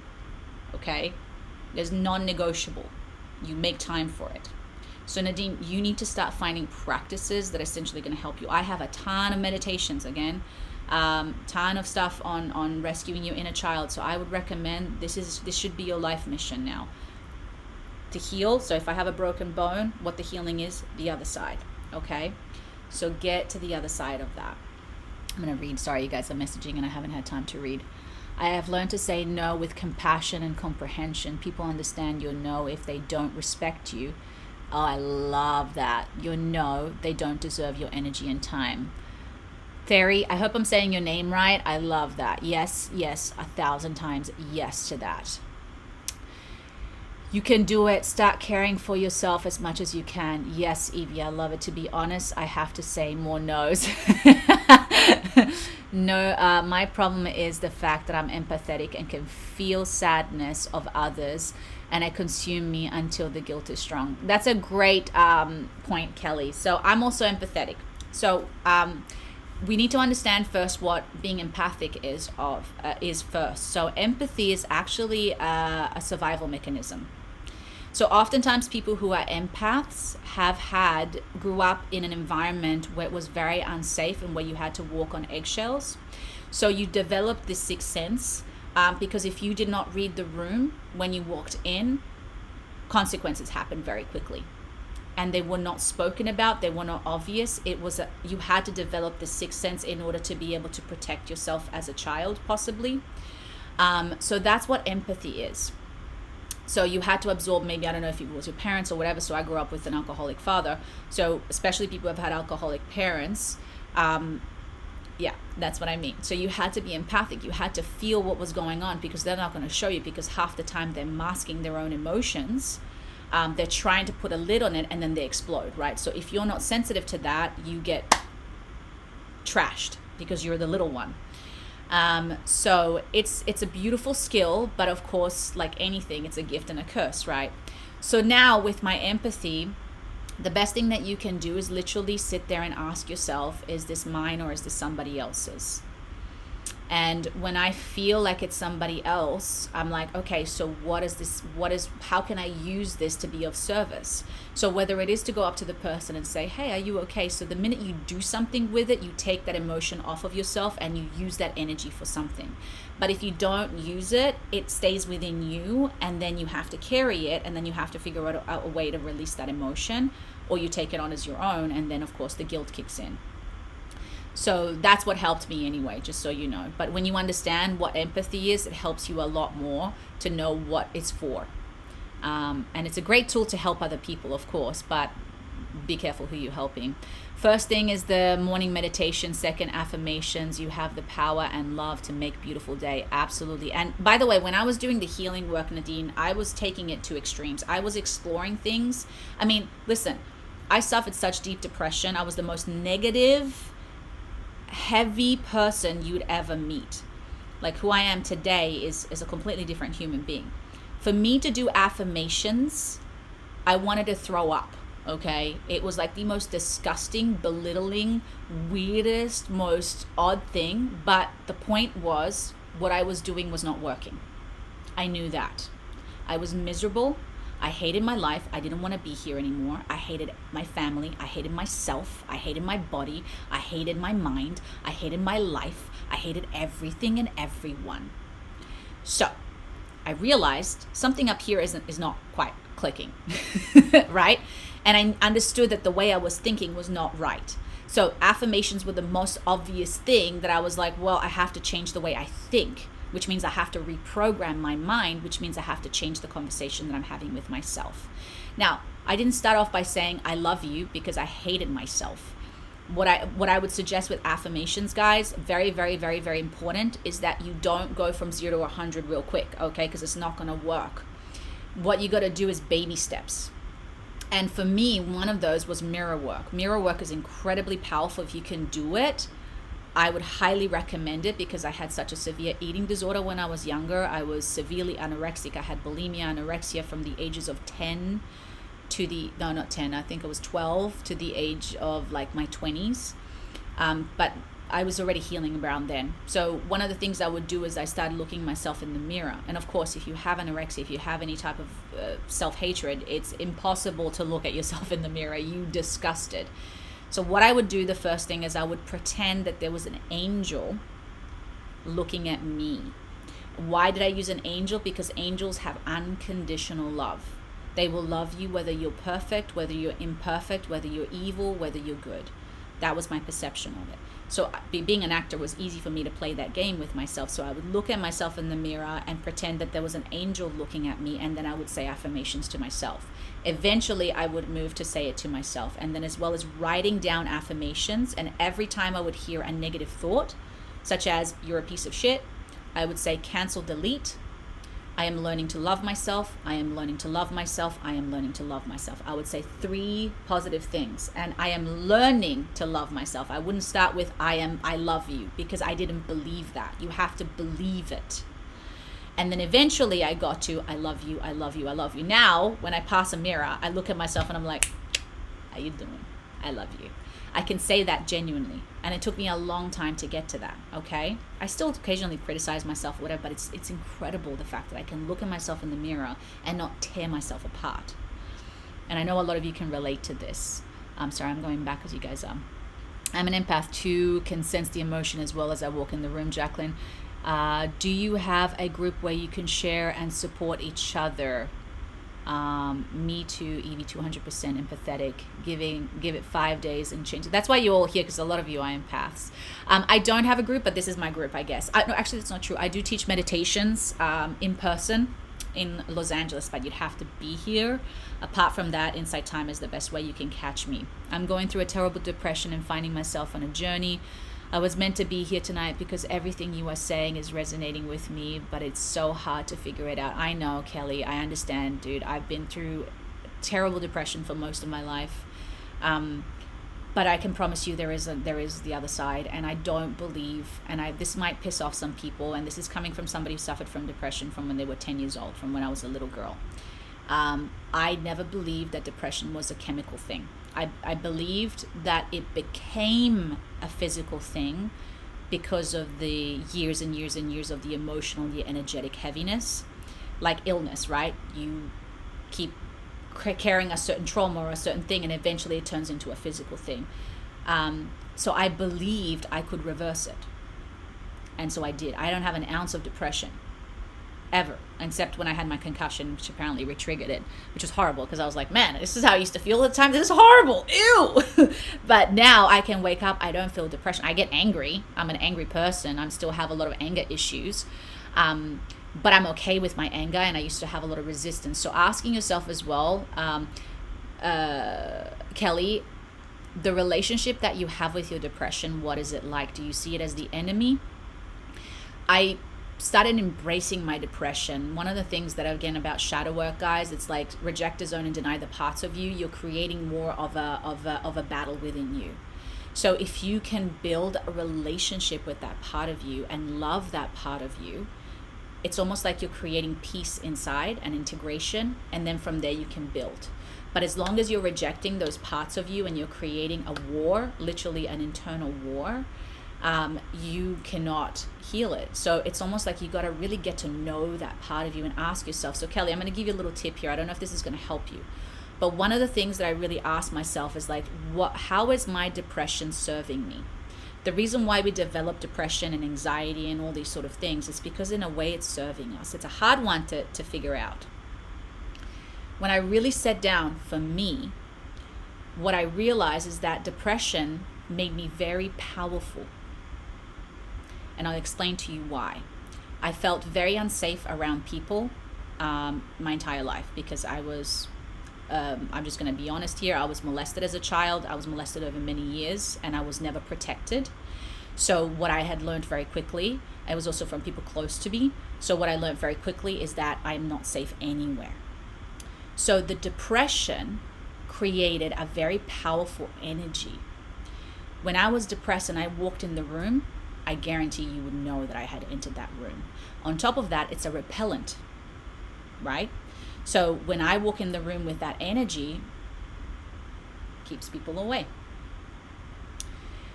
So when I realized that that's what it essentially was, it was a defense mechanism, which of course made sense why I had it, right?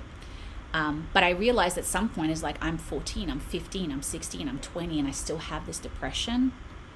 I can't make any friends. I can't hold friends. I can't hold, and once it becomes a part of your personality, so it becomes an identity, which becomes part of your ego. So then I identified as a depressed person, right? So the problem then was everybody who meets me is like, oh, Jacqueline, she's the heavy energy, depressed, negative person. So something that happened to me as a child became my identity now, which first it served its purpose, but now it became who I was. And the truth is, you got to ask yourself, is that who you want to be now? And if the answer is not, then you got to start changing. And so that's why I started doing affirmations. It's like, what would it feel like to be a happy, positive person? Like that idea for me was so insane. Like me happy, smiling. I mean, the only time you found me like that was when I was on drugs. That's why I had an addiction problem, because I was self-medicating, But like the idea of me being happy, who I am today, it's like walking in the room, go, hey, how's it going? And just being so loving and open and hugging people was insane. But I thought it was possible. And so when I started doing the affirmations, I forced myself to be that person. I would walk into the room and smile, even though it was physically painful to do so. It's physically painful to smile when you're in so much pain, because you think about the energetic stretch that you're doing. You're going from somebody who's heavy energy, depressed, and wants to die to somebody who's like, hi. But eventually you start creating a new identity, and eventually you start discovering new things about yourself, and eventually you embody that. I'm not like, listen, if you ever met me, I'm not like, hey, how are ya? Like, I'm not like, that's not part of my person. I'm still very heavy. I'm still intense, but I'm not like dark, demonic, you couldn't even get a smile out of me, okay? So, and of course, this is who I really am when I show up with you guys. But I feel very safe here in this position, because I realized another thing about myself. I'm either in a position of power, I like to be in the corner where nobody can see me. I don't like anything in between. But I had to also discover who I was. I had to find out who I was. So Nadine, that's another thing. It's like discovering who you are. I didn't know I was an introvert. I always thought I was an extrovert, but I was trying to be something that I wasn't. And then I realized, of course, when I'm around people, I'm drained. I have no energy left. It's because I'm an introvert. So sorry, we got a little bit off topic. Well, we got on topic and off topic, but Nadine, hopefully that made sense. I know I went on a rant, but I felt like that's also relevant to you. I know off topic, but I just want to ask, should I avoid spending time with my friends for a while to take time to focus on myself? Okay, so the only thing I can say about that is, here's the question. When you are hanging around people who are very good for you, no, of course you want to be around them. But if you're around people who are taking, who are draining, it's kind of like an addiction, okay? You got to think of your people pleasing as an addiction. When I decided to become sober, I can't hang out people who are using. There's no way you're going to be able to stay sober. Now I can. If I hang around people who are smoking, I can be around them, no problem. By the way, it was weed, my thing. But, at first, no, I can't. I had to detach from that group of people and find people who were in the sobriety world. Okay. There's no draining, but I feel like we all have issues and we're just a bunch of trauma bumpers. I don't think you should completely you need people, Nadine. You need to be around people, but I think you should be open to meeting people who are drama free, and it takes time because your frequency still hasn't changed. So your frequency right now is at a certain point. When you start healing, your frequency will change, and oftentimes what that means is it'll change your group of friends because you're not going to resonate with them anymore. You're not going to be complaining, and they're going to be complaining, and suddenly you have nothing to talk about. My other advice, guys, is try to go through an entire day without saying one complaint, without complaining once. This was another practice that I started, because being so negative and depressed and pessimistic, my favorite thing to do was complain about everything and everyone, right? So I tried to stop doing that. So even now, once I become sober, I don't hang out with my old group of friends anymore because all they do is smoke weed all day, and I don't do that anymore. I don't smoke. So obviously we have nothing in common, but I can still see them and say, hey, how's it going? We still got a great banter. But I wanted people, that was my goal. One of my goals this year was to create a spiritual community of people who are actually doing the work, actually wanting to heal, actually changing their lives. And I wanted a friend who was drama free, who did not have all these problems, who did not always have a problem. And I manifested that. But it's because also I started doing that for myself. So one of the things that you got to do is, again, when you start healing, when you start giving yourself the thing that you want, you attract that from the outside. Doesn't mean you got to stop seeing your friends, but maybe have certain boundaries. Maybe change the way that you talk around them. Let them complain, and maybe you don't say any complaints, and see how that feels. And really just step back and watch, because they are essentially a mirror of who you are. They always say, you know who you are by the people that you're hanging around.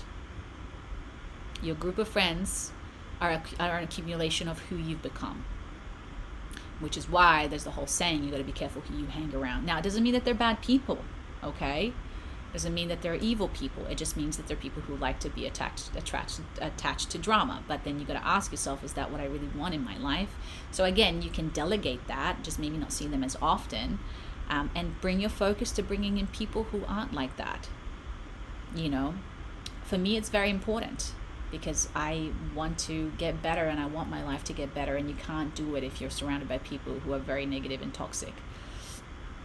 But it doesn't mean you don't need to see them. So I'm going back again because I missed so many messages. I'm from Belgium and I listen to Dutch spoken affirmation. They help me. Nice. The other thing you guys can do is also do affirmations for yourself. That's one of the things that I do. How did you learn to say no? Great question, Evie.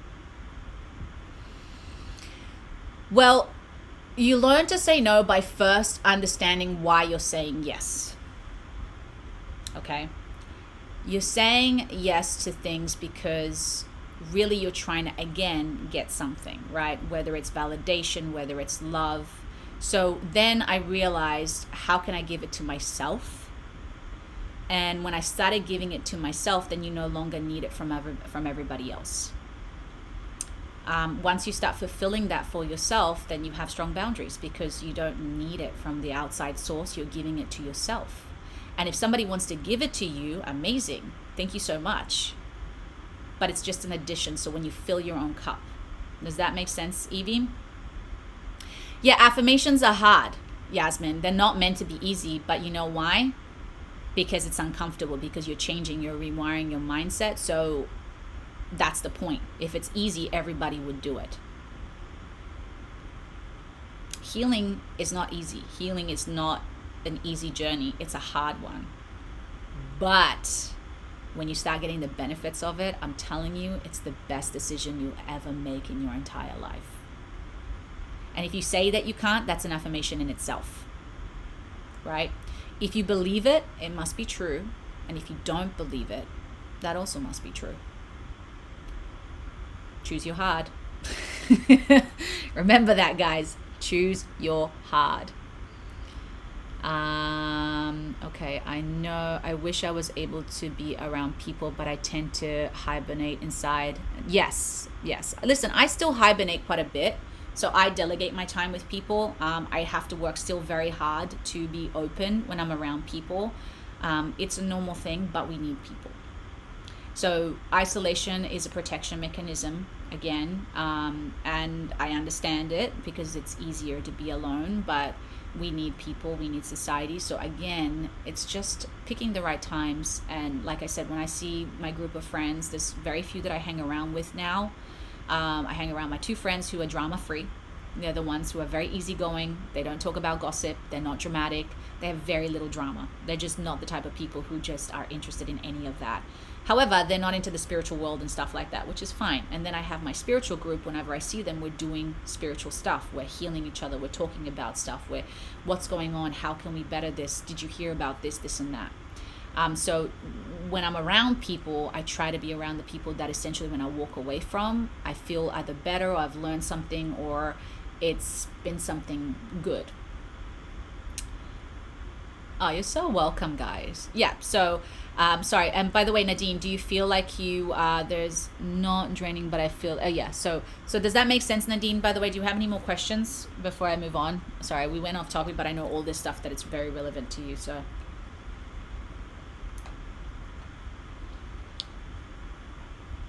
The other thing is, guys, also start doing things that you want to do. You know, it's like for me, one of my biggest dreams was to have a rescue. And so I started rescuing, you know, it's like, I don't know.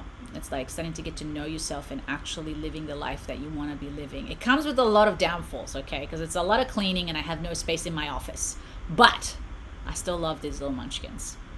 No, you have helped me a ton tonight. Thank you so much. Aw, you're so welcome, Nadine. And you got this, but you got to remember, girl, really understand this about yourself.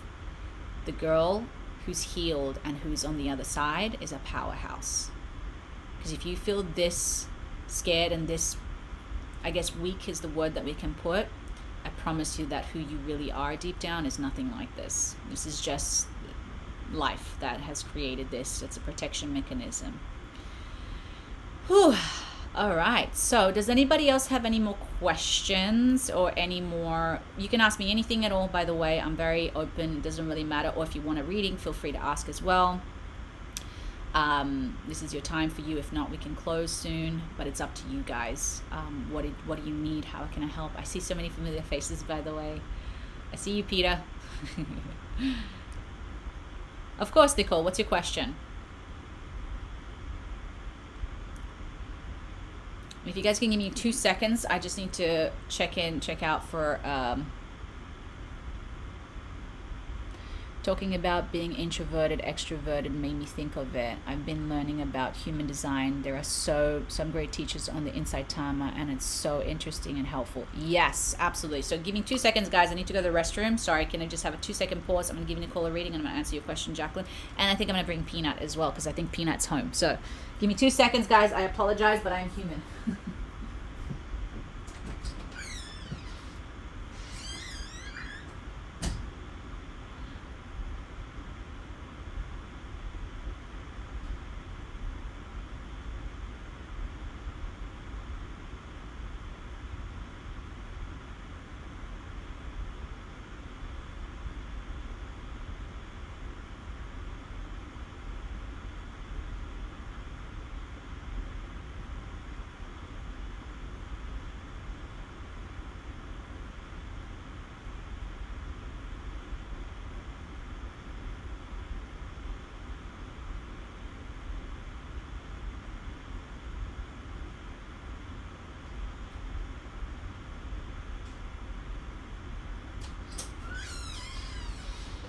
All right, we have Peanut.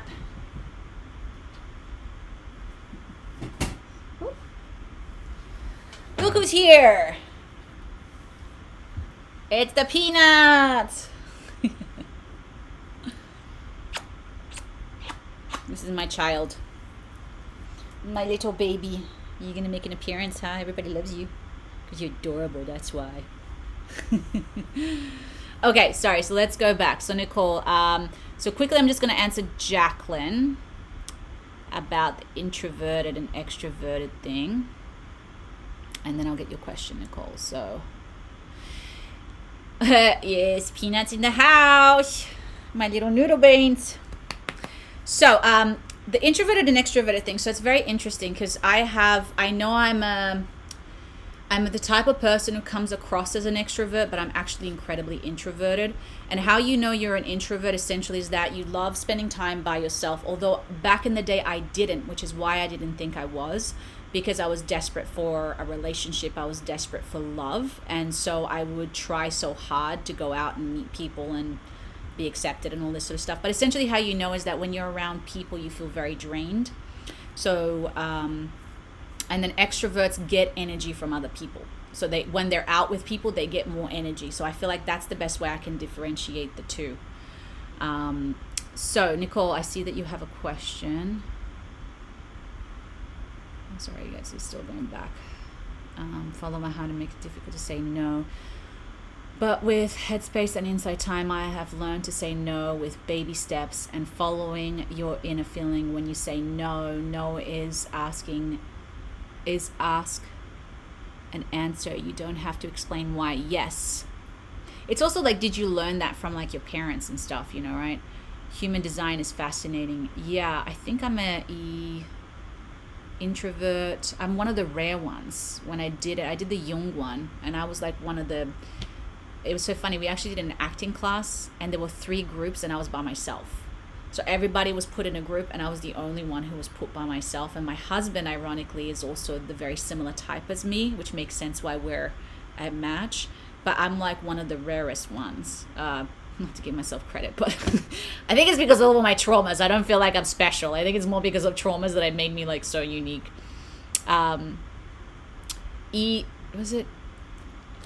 Introvert. I was introvert, judgmental, IGF something. I don't know. Okay.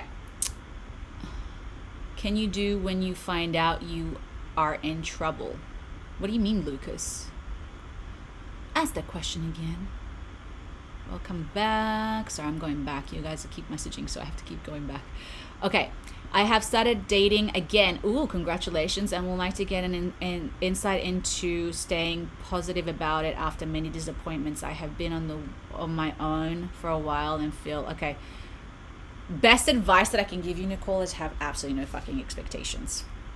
The reason why you get disappointed is because you have an expectation. And again, it's easier said than done, I know that. But when I started dating, I would just have no attachments to an outcome. I would have no expectation. I always saw it as getting to know the person and trusting that it would grow into something.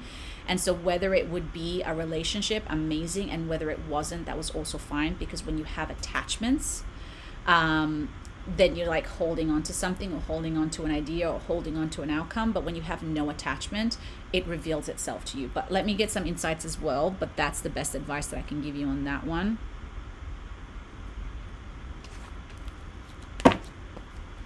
Baby, good boy, Peanut. You got your eyes all. I love you so much. You're the love of my life. Don't tell your husband. Don't tell your husband. Don't tell my husband. Okay, sorry. This is a bit of a mess.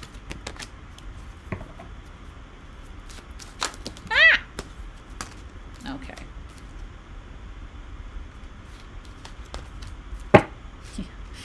Ironically, guess what I got? Positive expectations. So,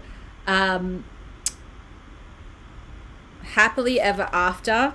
Okay, so a fairy tale and honor your true feelings. Okay, so ironically, but what I'm getting with this is that you have essentially,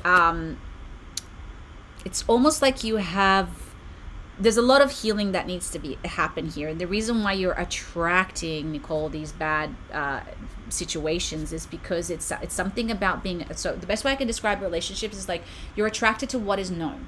Okay. So we essentially, like if we had a parent who was narcissistic, we're going to be attracted to narcissists, not because we're attracted to our parent, because that's fucked up, but we're attracted to what is familiar. And so when you meet somebody who's narcissistic, you're like, oh, this feels like home, right? So the thing that I would recommend for you is to look into yourself and find the things, the pattern, number one, the cycle, okay? So for instance, my history was I was attracted to abusive relationships, very abusive people, physically abusive, mentally abusive. Not all of them were like that, okay? But the ones that were good for me, guess what? I would break up and I would be the toxic one in the relationship. So I realized at some point that I was attracted to narcissistic people. That was my pattern. And so what I started doing is the minute I noticed a red flag, and you're going to know what they are because guess what? You keep repeating the pattern. The red flags come up time and time again, and you keep hoping it's going to be a different outcome. It is not. It is going to be the same exact outcome every single time. So if you see a red flag and you know it's a similar red flag, my advice is walk the other way, because you're just going to repeat the same pattern. I do see, by the way, this is a double meaning, the happily ever after. One of them is you have an attachment to a fairy tale relationship, okay? And then the other one is that there is a fairy tale relationship for you. It's just not what you think it is. So when I met my husband, I always say, go after what you need, not what you want. And I don't mean need as in like neediness, I need this, as in like, for me was, I need somebody who's honest, who's consistent, who prioritizes my well-being. I needed somebody, and I can tell you exactly what they were because I still remember. I need someone who is kind. I need somebody who's reliable. I need somebody who wants to spend time with me, because I have abandonment issues with my father. I would attract people who would never ever spend time with me, and it would make me fucking go insane. So, for example, my husband is here today and I'm working from home, so we spend a lot of time together, and not in a needy way, because he can be gone or whatever, like he's doing his thing, I'm doing my thing, but I need to know that if I need you, you can be there, okay? When you fulfill those needs, you stop acting like a crazy psycho. And this is being me. I used to act like a crazy psycho because that trauma just kept re-happening to me over and over again through these relationships, right? So when I met my husband, he ticked all of those boxes, but I was not attracted to him. I am now, of course. I love him to death. He's the most beautiful, gorgeous thing I've ever seen in the entire world. But the attraction, the physical attraction, that's a primal thing that happens from the familiarity. And again, meaning you're attracted to that because it makes you feel the emotions. And of course, there's some physical things, of course, but that can be built. So look for somebody who ticks those boxes. And how do you know? They show you. They are that. They live a life that is on that. For instance, my husband has a very, very, very, very close relationship with his family. He's very loyal to his family. He's always hanging around. He's very close with his mom, okay? When you speak, I feel like I'm listening to myself. That's an amazing thing, Kelly. I appreciate that. I'm very honored for that one. So when he said he was going to do something, he would do it. He never once showed any anger. He never once lied. He's a very gentle, peaceful person. In fact, when I'm very fiery, I'm the complete opposite of him. So when we argue, it's very funny because like I'm all like Latina, and I'm not Latina, but I'm very Italian, and he's just like looking at me like, yeah, you're gonna get me worked up. He's very stable, he already bought a home, and even though I didn't know that at the time, I figured that out later. He works with kids. He's very like all the things that I needed from a partner that I was not going after. I would go after the guy who would try to beat me up, or the drug dealer, or the clearly no stability there, y'all. Okay, the guy that said that it would do something and then wouldn't do it, and it took me a week to find out. Who never prioritized my well-being ever. I was always in danger around these people, essentially. Not all of them, again, but most of them. So, my love, the point that I'm trying to make here is make a list of the things that you need from a partner. Okay, again, not that you want. So, for instance, I want a guy who's 6'2", blue eyes, which, by the way, my husband is 6'2" and has blue eyes. But this 6'2", blue eyes, who's like a successful business guy who has, these things don't really matter in the end of the day. What really matters are the needs. It's like, does this person love me? Does this person prioritize me? If they are beautiful, if they're 6'2", and if they have all those things, that's just definitely a plus. Okay, but when we go and seek a partner, we usually go for the physical things first, for the titles. Right? And we're not looking at the soul of the person. And the soul of the person is the number one thing that we should be looking at. Then if the other physical things come with it, amazing. If they're successful, if they have, but those are not things that really matter in the end of the day of a relationship. Yes, of course, stability up to a point. You don't want to, date a hobo. But, like the multimillionaire, great. But if he's not, okay, well, is he stable financially? Amazing. Can he provide? Great. Because those things are important too. Or maybe you're the provider. I don't know. So honor your feelings, honor your true feelings. So when this card is coming up, Nicole, it means that you got to just be honest with yourself and stop lying to yourself and stop making excuses. It's not going to work for you anymore. Okay. So you just have to be honest, and it's uncomfortable, right? So whenever I was dating somebody and somebody would push me or would raise their voice or would call me a piece of shit or something, I was like, there it is. I'm out. My husband never, ever, ever, ever, ever, ever once ever insulted me. I've insulted him a couple of times just because, again, my Italian side, and I'm just a meanie sometimes, but he's never, ever spoken down to me. Not once. His way of putting me down is like, you just like being angry. And that pisses me off, right? That's his way of getting back to me. He's never, ever, ever raised a finger. He's never, ever, ever raised his voice at me. And we've been married, we've been together for 6 years. Well, friends for 3 years, and then we've been together for 3 years. People show you through who they are and through their actions. And when somebody shows you who they are, you better believe them. They're not going to change unless they change for themselves. Okay, so at the end of the day, there is these things that you need to heal. When you heal these things, you're going to get that dream relationship, but you have to stop the cycle. Okay, does that make sense? Sorry, I'm going to go back because I saw you guys. I was just in the reading. Oh, good night, Nadine. What can you do when you find out that you are an introvert? Okay, great question, Lucas. Find a cave in the middle of nowhere and live there for the rest of your life.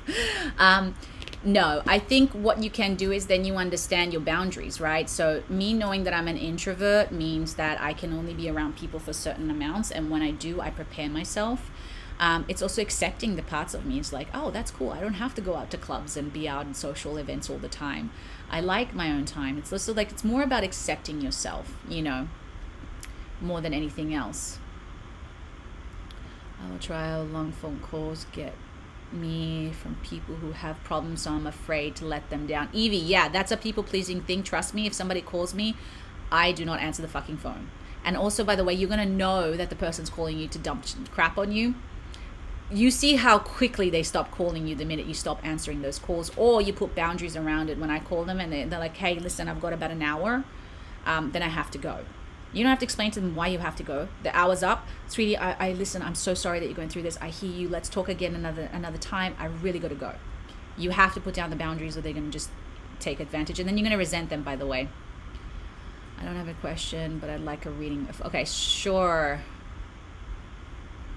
I resonate with everything. Okay, cool. Okay, so Nicole, great. Kelly, if you want a reading, absolutely, just ask a question. And then I think it's time to go soon because Peanut's busy doing absolutely nothing.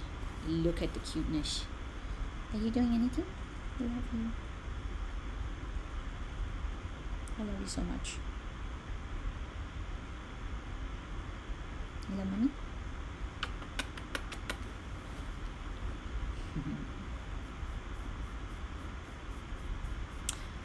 So Kelly, if you have a question, feel free to ask. Where will I be employment-wise? Okay. I'm not very good at giving...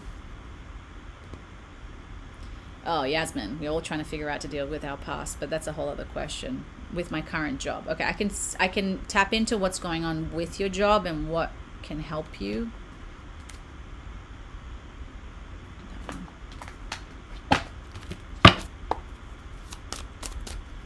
Peanut, you're the love of my life. Are you looking at me? Mommy loves you more than anything in the whole wide world. Little munchkin. Little doo-doos. You're adorable. You love it when I give you praise. Alright, let's see what else comes up.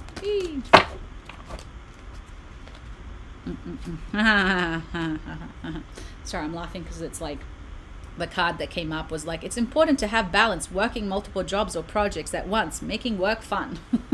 It's like you ask about work. There you go. Okay, so you need to go through the current challenges alone. Help is nearby. Negative thoughts create self-fulfilling prophecies. Okay, so Kelly, because you've already said a lot about having depression and having all these issues, the problem when you have this type of frequency, we attract things that are resonating with that. So when it comes to this job, you're probably in a job where you feel unfulfilled or unhappy, or there are problems, or you know you're meant for something else. Essentially, it's like there's a void, there's an emptiness, right? Makes sense because that's how you feel inside. So when I get the 5 of Ariel, this is a card, means like a slow melting. I always picture this as like an ice cube gently and slowly melting. So you got to melt away these negative beliefs. You got to melt away these toxic energies. You got to start doing the healing work and start leading yourself towards positivity, because that's where you're going to create the change that you're looking for. Okay, the wheel is the movement forward, new beginnings, end of delays, change in direction that offers happiness. But you got to do the work, and it doesn't happen from the outside in, it happens from the inside out. That's the hard part that we struggle to get, especially when it comes to a job, because it's something that we do, but it's also somebody that you are. Yasmin, I'll get you in a second. I'm just doing Kelly. So one of the things is, it's like, again, you need to restore balance, okay? So right now there's a lot of imbalances, and it might be reflecting in your job or just the way that you feel about it, right? So it's important to have balance, working multiple jobs or projects at once, making work fun. So do you believe that you can be in a job that you love? Yes or no? You know, and if the answer is no, why? Why do you believe this? Because this is something that was passed down. This is something that you believe. This is something that you built up. I used to work in jobs that I hated, despised. I still have PTSD from it. Okay, I was a waitress. I don't know why I was a waitress. I should have never been a waitress. I'm the worst waitress on the planet. I was a total bitch. Okay, I hated people. I was doing, again, being introverted. Answering your question, by the way, Evie, about the introverted. If you're introverted, you should not be a waitress. That's one thing that you're going to know about yourself. Why? I was drained because I was dealing with people all day long. This, guess where I'm at? I'm dealing with people, but I'm in my own space. I'm in my own frequency, right? Perfect job for an introvert. Again, getting to know yourself, right? So I was doing jobs that on top of that were just making me so miserable. So Kelly, this is the thing that you got to ask yourself. Do you believe that you can have a job and make money doing what you love? And if the answer is no, then you got to dig deep inside yourself and reprogram that, because that's not true. If you believe it, it's true. If you don't believe it, it must be true. It's your choice to believe in what you believe in. So you got to change your beliefs. You got to change your mindset. Oh, was it someone else? Sorry, Evie. Thank you. Who was it? For some reason, because it was a blue. Oh, I think it was Lucas. Okay, sorry, completely different person. He was right next to you. That's why I got you guys confused. Okay, so start changing your beliefs, start healing your mental stuff, start working on your positivity. You're going to get a lot of things that are going to prove you wrong and the other way around. But like, you keep doing it, eventually things will change. I promise you. It's a fact. It's facts. You're welcome. Okay, so Yasmin, how can I accept and move on? Because I feel like it's holding me back. Your past is holding you back. Okay, so let's see. And then this will be the last reading, because then I'm going to go.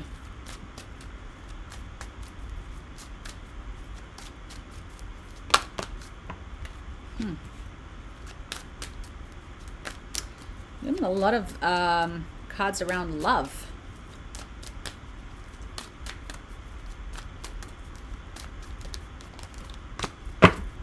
Okay. So one of the things that I heard about your past, Yvonne, is about rewiring your definition of love. I don't know why this might be related to the past. It could be your parents, it could be a relationship, I'm not quite sure, but it's involving some kind of a relationship. So, the unicorns are here to remind you of the true power of love, one that is free, unconditional, and not rooted in ownership or control. This experience is not just about a relationship, it's a lesson in understanding love beyond attachment. If someone is being possessive or controlling of you, it's time to recognize this and reclaim your freedom. Love should uplift, not confine. Open your heart to love that flows without conditions and allow yourself to experience it to the purest form. So one of the things that I know about the past stuff personally as well is that if we don't free ourselves from our past controls our present and therefore our future. So things that we can begin to do is forgiveness is not something that is easy, and it shouldn't be forced when we have to forgive. But letting go, how do you let go? Well, it's easier said than done, right? So you have to rewire the story that you've been telling yourself over and over again. You have to change the story, because there's not just one truth, there are many truths. So when you change the story, you change the relationship to it, and therefore you can let it go easier. So that's something. And there's something about love here. It could also be learning to love yourself more, changing your definition of what love, healthy love is, but there's something around that. And then finally, the mystic angels. The mystic angels are both tough and healers, reminding you that strength and sensitivity coexist. You have the power to discover who you truly are. You only need to see it and own it. Above all, let go of social expectations and be aware of your subconscious programming that keeps you in fear. So fear comes up again, but ultimately what I'm hearing here is like, as well, it's like one of the things that the only thing that we can change about our past is us. So when we look at our past, and I'll give you a very hard example, but it's the best way I can describe it, is like, it's owning our own part in it, and what's the word that I'm looking for? I don't know if that's actually the best example to give. What am I looking for here? Yeah, I don't have all the answers for this one, to be quite honest, because it's something that I'm still dealing with, to be quite fair and really honest about it. But I do know that the things that I have healed about the past, again, is me changing the story. And then I'm just going to stick to this. Changing the story and the relationship I have to your past. And reminding yourself that when you free yourself from that situation, it no longer controls you in the present. So for me, that's super important, because if you don't heal your past, you're making decisions based on your past, and therefore you end up repeating the same freaking thing over and over again. So what I'm hearing here essentially for you, my friend, is very simple. Redefine the story, learn to love yourself. However that is, you can learn it. It's not something that everybody is we all learning that. And also the labels that you're putting on yourself, in the sense of like, oh, I can only be this thing or that thing. No, you can be that and something else. You can be tough and sweet. You can be angry and kind. Okay, so I feel like there's limitations there that you're putting on yourself because of your past. And so it's still influencing your present. I'm not hearing anything else. I wish I could give you a little bit more about it, but we'd have to really go deeper. And I'm seeing a lot of messages. So sometimes it helps to have a coffee together with the person and talk about it. With others, it helps, like Jacqueline said, no answering the phone, and to limit the time. Yes, some showing that your time is precious, and that you make them the most precious thing that you have, guys, is your time. For instance, that 15-minute phone call is okay, but not the 2 hours. Absolutely. I love that. Evie, for me, it's still a daily issue, but it is, and that's the other thing. I love that as well. Like, it's not something that you got to expect to like figure out overnight, guys. It takes time. Okay. Thank you. Yes. Amazing. And also, guys, like meeting people like this, like between you guys, that you both have the same issue, but you're both together trying to heal it. It's very powerful, and you can be each other's cheerleader, right? And you can keep each other accountable.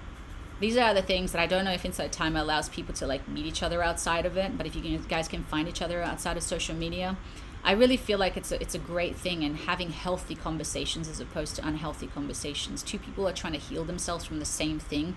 You guys can really help each other out a lot.